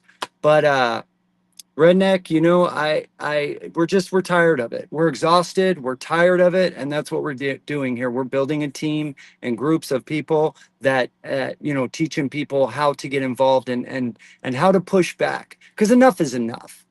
You know, truck drivers are being unalived all the time. They're losing their families. They're not at home. They're on the road months at a time. There's mega carriers now that aren't even buying refrigerators for trucks. What's wrong with these people? Like, what's enough? What's enough? A 20th Ferrari, a 30th Ferrari? How much is enough for these people? You know, let's make it to where families can actually afford their Honda Accord every month, right? It's ridiculous. Enough is enough. Well, at least make it to where I can afford it down the $2,000 truck payment. Yeah. That shouldn't even be, you know, when it comes to that, like maintenance, taxes, that shouldn't even be something that's really talked about. You hear that a lot, right? It's hard to keep up on a truck payment. It shouldn't be hard. That's just a part of business. You think McDonald's has a hard time keeping up on their ice cream machine? Oh, wait, I shouldn't have said that. Or their hamburger machine or their fryer or anything like that. It's just a part of business, and you make a profit margin. But in trucking, we have allowed it to get, and it's our fault. It is. I couldn't stand that a year ago when I started as a trucking advocate. I couldn't stand it when people told me that it's actually our fault, Vince. I was like, no, it's not our fault, but it is, because we allow it. We put up with it. So enough. Enough. I never said that. You Yeah. can't prove it. He's one of the first ones that told me that. I was like, oh, I can't stand that guy. But he's right. The biggest power that truck drivers have, and I want everybody in the comments listening to this in the whole 9 yards, you have the power in the industry and you don't even know. Bingo. And it all starts with a simple little piece of aluminum you shove in the dashboard and then push a button. Bingo. I love it. Absolutely. Nobody is forcing us to do anything. We do it willingly. So let's stop doing it willingly. It's that simple. If you got a good driving record, you've got a job no matter where you go. So if you shut that truck down and say, I ain't driving it, and they say, okay, you're fired, you say, very well, I'll go to somebody else. But when you go to somebody else, find a smaller carrier. Find that guy that's got 5 or 6 trucks because he's going to know who you are. Yeah. Yeah. I did a 47 stop load the other day, right? And 6 of those stops were in near and around San Francisco. And those stops should not have had a tractor and trailer in some of those locations. They should have taken a box truck through there, like dropped it off at a warehouse somewhere and had a box truck pick it up, a 30-foot box truck and take windows in those areas. And so I told the broker afterwards, I was like, hey, some of these spots are really, really dangerous. You guys should consider, you should tell the shipper, consider, paying some extra money to drop it off at a warehouse, have a box truck take it in. These locations are not safe. You know what he told me? He said, well, truck drivers do it all the time. Why are you having a problem with it? I go, no, no, no. Just because truck drivers are doing it doesn't make it right. I said, I will not do this again. I won't do it. Period. End of story. And I should have looked at every stop before I went, right? I should have trip planned for the 47 stops and checked those locations. I won't do it again, though. Let other truck drivers do it. They're going to lose their license potentially or get in a wreck. You run into the same problem in other cities. I mean, there's places in Chicago that are like that. You shouldn't have a truck back in them. Correct. Correct. Boston, you get over on Washington Street, there used to be a place right there called Boston Nut Company. And you actually had to blindside in off of Washington Street into the building. Wow. It's crazy. Well, Redneck, thanks so much for coming up. We're going to get going. We really appreciate you coming up here and come back and see us again. You let me up. All right, brother. Take care. Bye-bye. All right, everyone. Sorry if I didn't get any of you up. Freaking, I see you trying to come up. We have lives every Tuesday morning, 10 a.m. Pacific. We have lives on Friday, 5 p.m. Pacific. And then our roundtables are what, Sean? 2 p.m. Pacific on Friday, right? Did I get that right? Okay. Pacific, 5 p.m. Standard. Yep. Perfect. We're live on TikTok, YouTube, Facebook, and X. Anybody that likes those other platforms, or they're on YouTube, X, and Facebook. We're also over on TikTok. That's what kind of where the party is. Just so you guys know, it's more exciting on TikTok. Thank you so much. God bless every single one of you. Thank you for the likes and the shares and the follows. I follow every single person back. So if I miss you, DM us, let us know. If you want to get involved, if you want to make a real change, please DM myself, Sean, Pastime for a Change, DM Samantha. There are a lot of great men and women that are truly fighting hard for free. We're not getting paid for any of this, and we don't want to get paid for any of this. We just want to make our lives better. We're sick and tired. We're fed up. We're pushing back, and enough is enough. So please join us. Pastime for a Change. Any last words, brother? Well, yeah, real quick. So you're saying trucks shouldn't go there, right? Well, Shouldn't. how do they know they shouldn't go there, right? Well, again, that's freight slaughter. If we started using the tools that we're developing, we literally could stop doing the things we're doing, like sitting at a dock for 17 hours to get loaded at what is it? Lineage Logistics in Denver, Colorado. I don't suggest anybody ever go there unless you tell the broker after I'm there 1 hour. And 1 hour, you're going to start paying me 125, 225, whatever you want to do. And that brings me to my next little thing. So I've made what's called an addendum, right? And it's going to be launched here pretty quick. But this literally is after they send you the rate con. You send them this, and if they don't sign it, you don't sign the rate con because it shows all of your costs, right? What it's going to cost for them to do a ton you or anything else. And to me, a ton you shouldn't be based on, oh, well, it's this flat rate for the market. Well, that's great. 5 o'clock in the afternoon, I'm not going to get another load. So you're going to pay me for the day, right? And that's built in there too as a basically, depending on what time they decide to do it in the daytime, it should go up. Like we miss an appointment and oh my God, the world just caved in. If they make us miss a whole load, 5,000, 6,000, $10,000 load. Yep. Shit. They're like, here's $250. Yeah. No.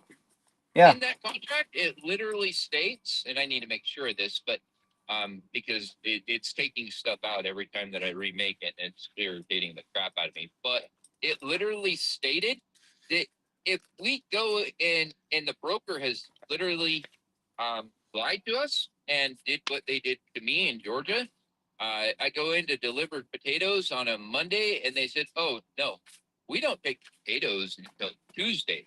And that broker's been working with us for 20 years, and they know that. So they deliberately sent me there because it was over Thanksgiving weekend, right?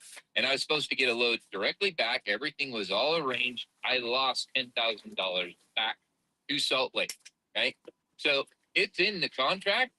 If you cause somebody to lose a load, you're responsible for that payment because you're causing harm to somebody's business.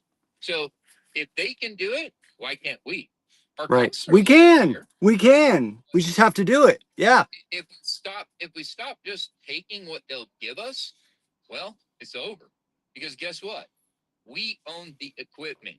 They own nothing other than a piece of paper, a computer, a pen, whatever. I got 3 computers sitting in front of me with 3 screens. I got 2 soundboards, obviously a microphone. I got all kinds of neat stuff. I got a couple of pens. I got 2 phones. I mean, what do they have that we don't? But They what? actually have no power. They actually have no power. Truck drivers just have forgotten that. Small carriers have forgotten that they have literally the physical 9/10 possession is the law, right? We've forgotten. So we're here to remind them we have the power. Sorry, didn't mean to Like I interrupt. said, that was my closing statement. Trucks shouldn't go there. Well, how do you find out trucks shouldn't go there?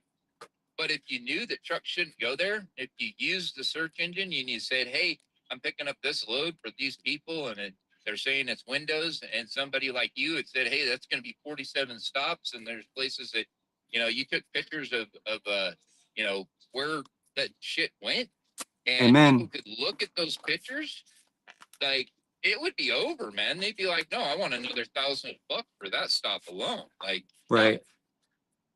So, and it's all about using the system that's being created. Like, Right. I don't know how to get people to actually use the system. Like, Well, we go just use it. keep talking about it and we pray about it. And it'll happen. And I think people are fed up enough. People are tired of living paycheck to paycheck. People are seeing that it's just not working. It's not sustainable. They can't sustain their families. Men, husbands and wives, I see it all the time. They're fighting because the man's out there working 70, 80 hours a week, but it's not enough. It's just not enough. And everybody's blaming him. Oh, it's all your fault. Well, what do you mean? I'm working 70 hours a week. How's this my fault? You know what I mean? So it'll happen past time. We just got to have faith. They have the relationships in the comment. I'd really like to know what that Oh, means oh, because oh. I'm going to back out of this one. I had relationships with these people, and because somebody else came in with cheaper relationships, well, you don't have those relationships anymore. So what is a relationship? Let me put it this way. If you have a wife that doesn't stay with you because you don't make as much money anymore, that's not really a good relationship. I'm just saying, there is no relationship, period. Right. Now, okay, you asked the question. They have the relationships. Who has relationships? He's saying the brokers. He's saying the Other- brokers, bro, have the relationships. Well, they don't really have relationships. They literally have a list of people that they call, or I mean, I'm sure you've seen it. I've got a couple of them. They're pretty cool. They give you everybody on their contact list. and it literally opens it up so that you can send out a message that goes to all their contacts because you're part of their list and they can't remove you at that point in time and they don't know it's coming through. So literally everybody on that, if you reply to everybody, gets that message. So if anybody out there is getting those, um, I'm just going to say lazy emails where they include everybody in their, you know, we have this load. Let them know about us. Let them know that we're out here too, so that all those truck drivers that they just contacted know that we are out here pushing back against their Yeah. laziness. We're out here for you guys. We're not out here to make money. We are out here to make your life better because by making your life better, you're making our life better. By uniting, we are making each other's lives better. We're not going to do it on our own. I can't do it on my own. Pastime can't do it on his own. Sean can't do it on his own. None of you can do it on your own. We can only do it together. We, the people, did not form this country or the Constitution, all the amendments to the Constitution by one's self. We did it as a team. That's why everything you see us doing, right? We the truckers.com. We, that's the emphasize. We the truckers, not me the trucker. Truckers unite now. These slogans are important. Truckers unite. Come together, like Sean says, right? By the Beatles, come together right now. Because if we don't, nothing's going to change. If we just sit here and hope, and that's what I'm guilty of it. I'm a perfect example, other than a year ago when I started as a trucking advocate. I'm the perfect example of someone that sat on their butt and did nothing. And you know what I did? I complained. I was bitter. I was negative. I didn't forgive people. I didn't negotiate with people. I just wanted everything my way, and I was unsuccessful. And then when I started negotiating and I started not getting everything my way and I started forgiving people and I started working with people, even if I disagreed with them fully, because yet, I mean, who's going to agree 100%? Nobody's going to agree 100%. So instead of letting these corporate giants and these global elites make us focus on the 2% different that we are in America, right? I feel like my personal opinion is we're 98% the same. If you're an American citizen, it's like we all have the same problems. We all pretty much want the same things, right? We just want peace. We want joy. We want to support our families. We want to earn what we've made. We don't want to be taken advantage of. We don't want people to rake the coals over on us, right? We just want to earn what we do and go on a little vacation, once or twice a year. Truck drivers should actually go on truck drivers 3 times a year. Why? Because we lose our life on average at about 61 years. Keith and Stacy was a couple. They called Sean and I about a week ago. No, last Friday. They called us up. This one widow named Stacy. She is the wife of a truck driver. She explained us. Don't know who these people are. They came from a third party friend. They know we do call outs on the CB and we have this show and we're uniting truck drivers and all this stuff. And they said Stacy informed us that Keith was 55. He passed away about 2 weeks ago. Keith was a truck driver for 36 years. So he started at what, 20, 21, 19? He started as a kid, right? He drove these trucks for 36 years. That's about 3.6 million miles, right? I wouldn't shock me if he had like 4.2 or 4.3 miles. Long story short, Keith lost his life from congestive heart failure at the young age of 55 years old. He didn't get to enjoy his grandkids, right? He didn't get to enjoy old age. He worked his butt off. He supported his family. He supported his wife. He was a good man, and he served too. He served in our military. And what did he get? Paycheck to paycheck wages the last 6 years, 8 years. Like what did we do for him? What did the corporate giants do for him? What did the global elites do for him? Why didn't we slow that down halfway so that Keith could make it to 80 or 90 or 100? Why didn't we do that for him? Why don't we do that for truck drivers here going in the future? I mean, I'm 48. Do I have what, 13 years? That's not right for all that we give. It's not right. We should be able to, in my opinion, we should be able to retire like after 20 years, 2 million miles. That's just my personal opinion, similar to the military, and retire and enjoy our lives. That's what we're working for, right? To enjoy our older years before we can enjoy any years. Because I'll tell you this, we all have a time clock. We're all running out of time. Every single day we're getting closer to it being the end for us. So what are we doing? Just thinking about next week, paycheck? Just thinking, oh, the rates are up. Yay, the rates are up because midterm elections are coming up in 4 months, right? Yay, rates are up. I got to get out there and make enough money so when the rates go down, because they want to confuse us, right? They want us out there working our butt off, and we're so busy. Like right now, I have a load to go deliver. I don't have the time to do this. I really don't, just like all of you. But I'm making the time because it matters, because we're slowly losing anyway. So what's the point? If I got to get on here 3 hours a day, hopefully unite people, bring people together, great. That's what we're doing. It's worth it to me because my life gets better as your life gets better as we unite, get together, and figure these things out. Mike, God bless you, brother. Thank you for coming up. Any last words? You know I'm ADHD, bro. I So know. I'm just gonna ask me drop that you, question. bro. I'm just gonna drop Just you. tell me, it's been great having you, and we'll catch you next time. But yeah, I think I'm actually gonna start a live today, and I'm gonna unblock some people because Awesome. Yes. start like waking up. We'll find out. I mean, People we'll find change, out how bro. it actually goes. I'll let you know. But Yeah. it's I've gotten so frustrated after this pushback that we've been doing for 12 years now, and I've been working on this time around and this idea for 3 years now, and I've stepped out of the shadows because I've always been in the shadows helping the other organizations.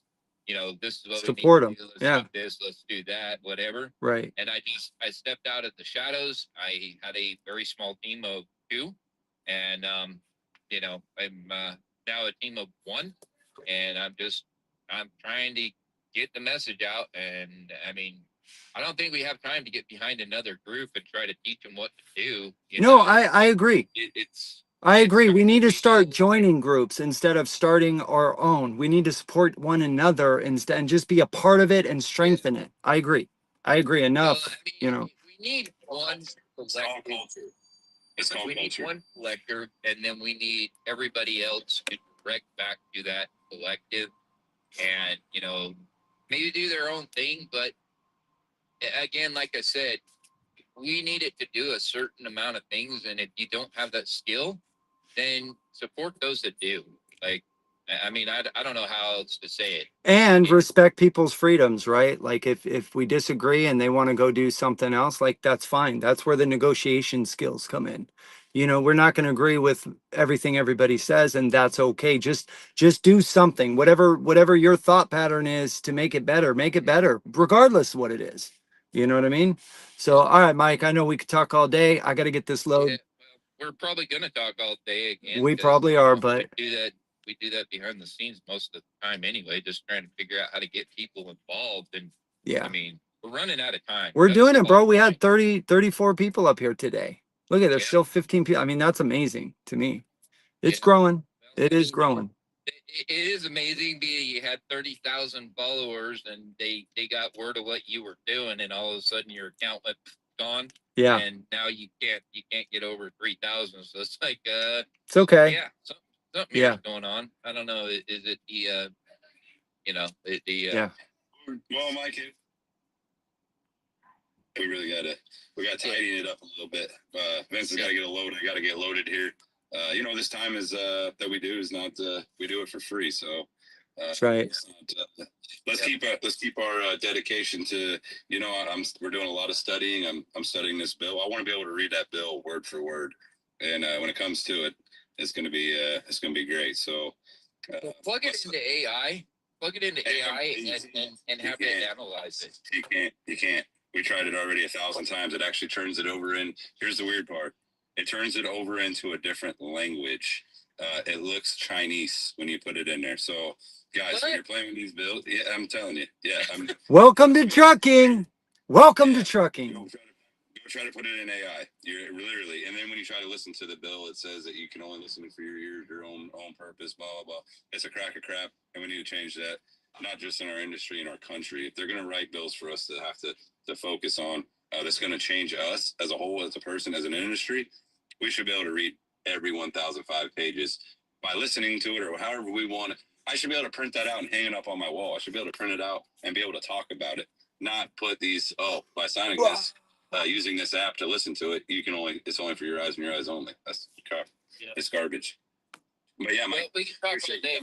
Should do that on the phone, but yeah, it's interesting how they've got us up against the wall. Like everything we're trying to do, they're like, "Oh, you can't do that," and that's again why I designed what I designed, because you're not going to tell me what I can do. Mike, I just want to publicly apologize to how I treated you at first when we first met a year ago. Dude, I really didn't believe 90% of what you were saying. I truly didn't believe you. But then my arrogance, right, and my stubbornness and my blindness, I thought, no way could you be right. Like that doesn't, it's like the movies, right? Like that stuff doesn't exist. And then that little by little, all the mentors we have all over the country, right? Smarter people than us that have 3, 4, 5, 50 years, 40 years experience. Oh my gosh, Matthew, thank you for the TikTok money gun. I appreciate that. Pew pew F1. Sorry about that. Dang it. See, a good thing turns bad. I'm not sure if you actually are saying something that they offer, if it like manners you, because it's going to grab money first. So Okay. There, but okay. Well, anyways, let me finish what I was going to say. So I didn't believe a lot of the things like Lee and Lisa Schmidt too. I thought a lot of these folks were nuts in the beginning, but I learned over months of experience, right? I learned that, wow, the trucking industry is truly dark, corrupt, and there are a lot of people out there that get paid so that we don't succeed as the blue collar worker, as the small business owner. They don't want us to earn our paycheck that we have earned. They want to keep making millions of dollars off our backs unjustly. You know what I mean? And they justify it. I don't know how they sleep at night. I couldn't sleep at night making a bunch of money off people that, I didn't earn the money. So anyways, Sean, any last words, brother? Thank you, Jane, for that. Appreciate it. No, what I'm gonna say is truck drivers are not just drivers. We're a mechanic, weather analysts, navigators, entrepreneurs, even computer techs. We push through our limits. We're even sometimes our own doctors. At the time, we are the backbone of America, and it's time. If you have the power, you have the backbone to help change our industry. If so, the 250 Act is not for truck drivers. They're hiding rebuilding bridges and roadways in it, but the money that they're spending is off the backbones of us, the hard workers, the people that keep this industry going, the taxes that we spend every day. So with that being said, if you have the backbone and the power to stand up and help us change our industry, we want to talk to you. Fridays, we are starting to do roundtable meetings, 5 o'clock Eastern Standard Time and 2 p.m. Pacific Time.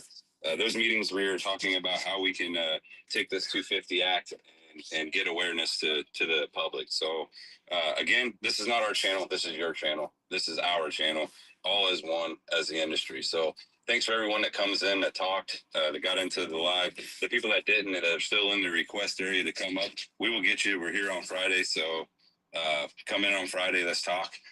And again, our meeting is there. So if you want to get into it, send me a message. I'll give you the link. You can come in, have a conversation.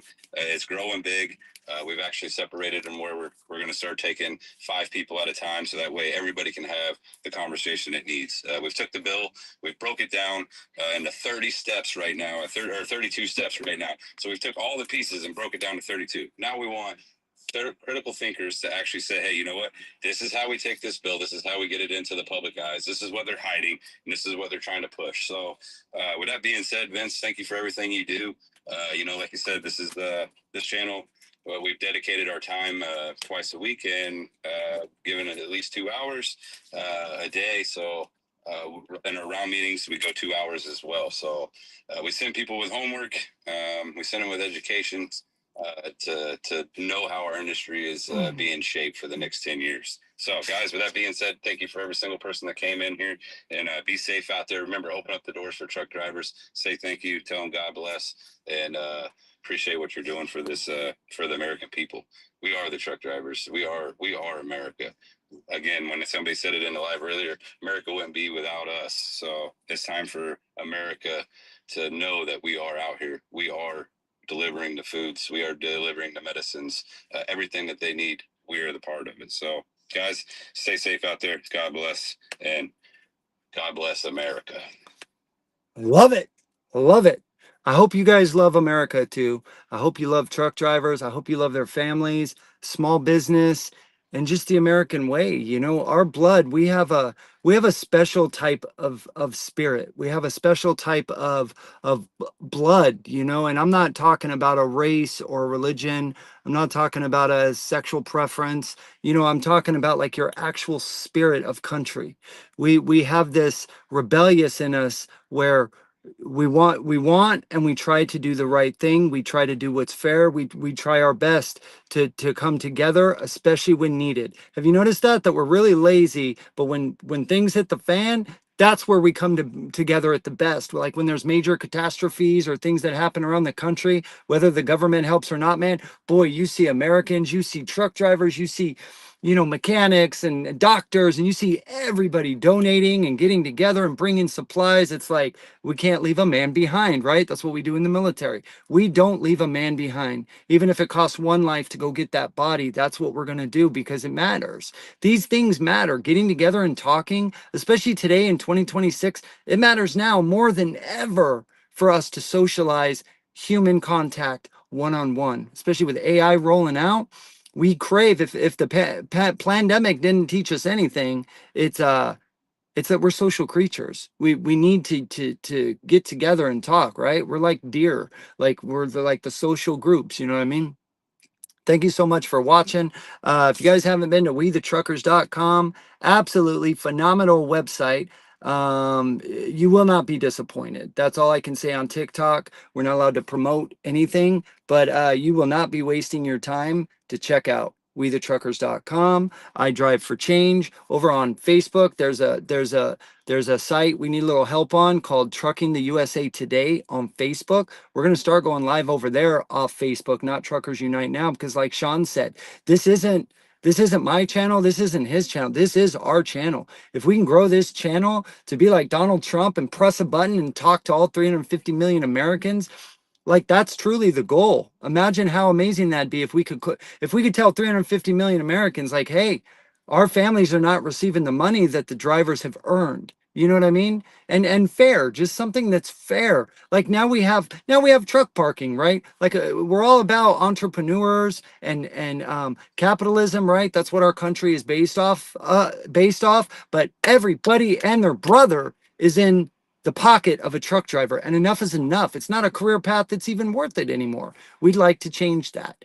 Truck parking is now about $4,000 a year out of the truck driver's pocket. So I ask again, when is enough from taking from truck drivers? The ones that sacrifice it all, the ones that lose their life on average by 61 years old, the ones that get out here every day and risk their lives 7 times more than law enforcement does, right? Law enforcement, we have all this honor behind law enforcement because they protect the public blindly. And my hat goes off to them. Yes, thank you, officer, for risking your life. Well, what about truck drivers? That's what I want to ask. Yes, they get that credit for sure. Firefighters, doctors, yeah, they do amazing things. What about truck drivers? Why is it that we're so why is it they want to close they don't want people to know what truck drivers do. Our jobs are 7 times more dangerous than law enforcement. I'm not saying that as pride, like, hey guys, look at me. No, it's just a fact. It is a fact. A lot of men and women don't make it home, aren't going to make it home next week because truck driving is very dangerous in the United States of America. But what do? We get in that truck, we put on that seatbelt, before that, our pre-trip, and we get it done, even though we might not make it to tomorrow. Okay, that's how much we love trucking. That's how much we love our country. And that's how much we need our people. We need truck drivers. We need men and women to pull freight around the country and suffer in these trucks, right? 73 square feet. This is my rolling prison. That's what I call it. Do I love trucking? Yes. But it'd be nice if I could, drive 35 hours a week. That would be pretty cool, and get paid 3 times more. That's what we've earned. Medical, dental for myself and my family. Man, is that too much to ask for? Go on vacation a couple times a year, go to the Grand Canyon, maybe go to Disney World. Is that okay? No, it's not, is it? Because these people that justify making money off our backs, they want more. You know what I mean? They want a $20,000 Monopoly board that they're never going to play, instead of giving that to a truck driver that needs that to support their family. And they've earned it. Sorry, not needs it. Who cares about needs, right? They've earned it. That's what matters here. Thank you so much for joining. Thank you, everybody who came up and talked. The comments, the likes, the taps, the gifts, all of that stuff matters to get us into the For You page to get a bigger voice for ourselves. So thank you so much. God bless you. 1 Corinthians chapter 16, verses 13 through 14 says this: be on your guard, stand still in the faith, be courageous, be strong, do everything in love. And a truck driver is supposed to be trustworthy, loyal, helpful, friendly, courteous, kind, obedient, cheerful, thrifty, brave, clean, and reverent.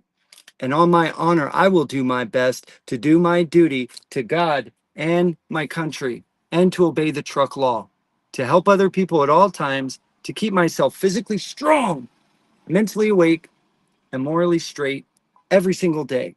I love you guys, your family here. And just remember, we will never put you down. We will never insult you. We will never tell you that you're crazy for an idea.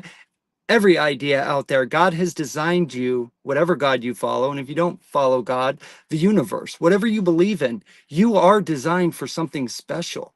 We, the people, we are special. We are strong. We are stronger than the government. We tell the government what to do. The government are our employees, right? We're going to be respectful. We're going to do things the right way, the right way that the laws and rules are made up. But if we don't like them, let's change them. That's what my father and my grandfather always said. Oh, you don't like that law? Well, too bad. You got to follow it. If you don't like it, go change it.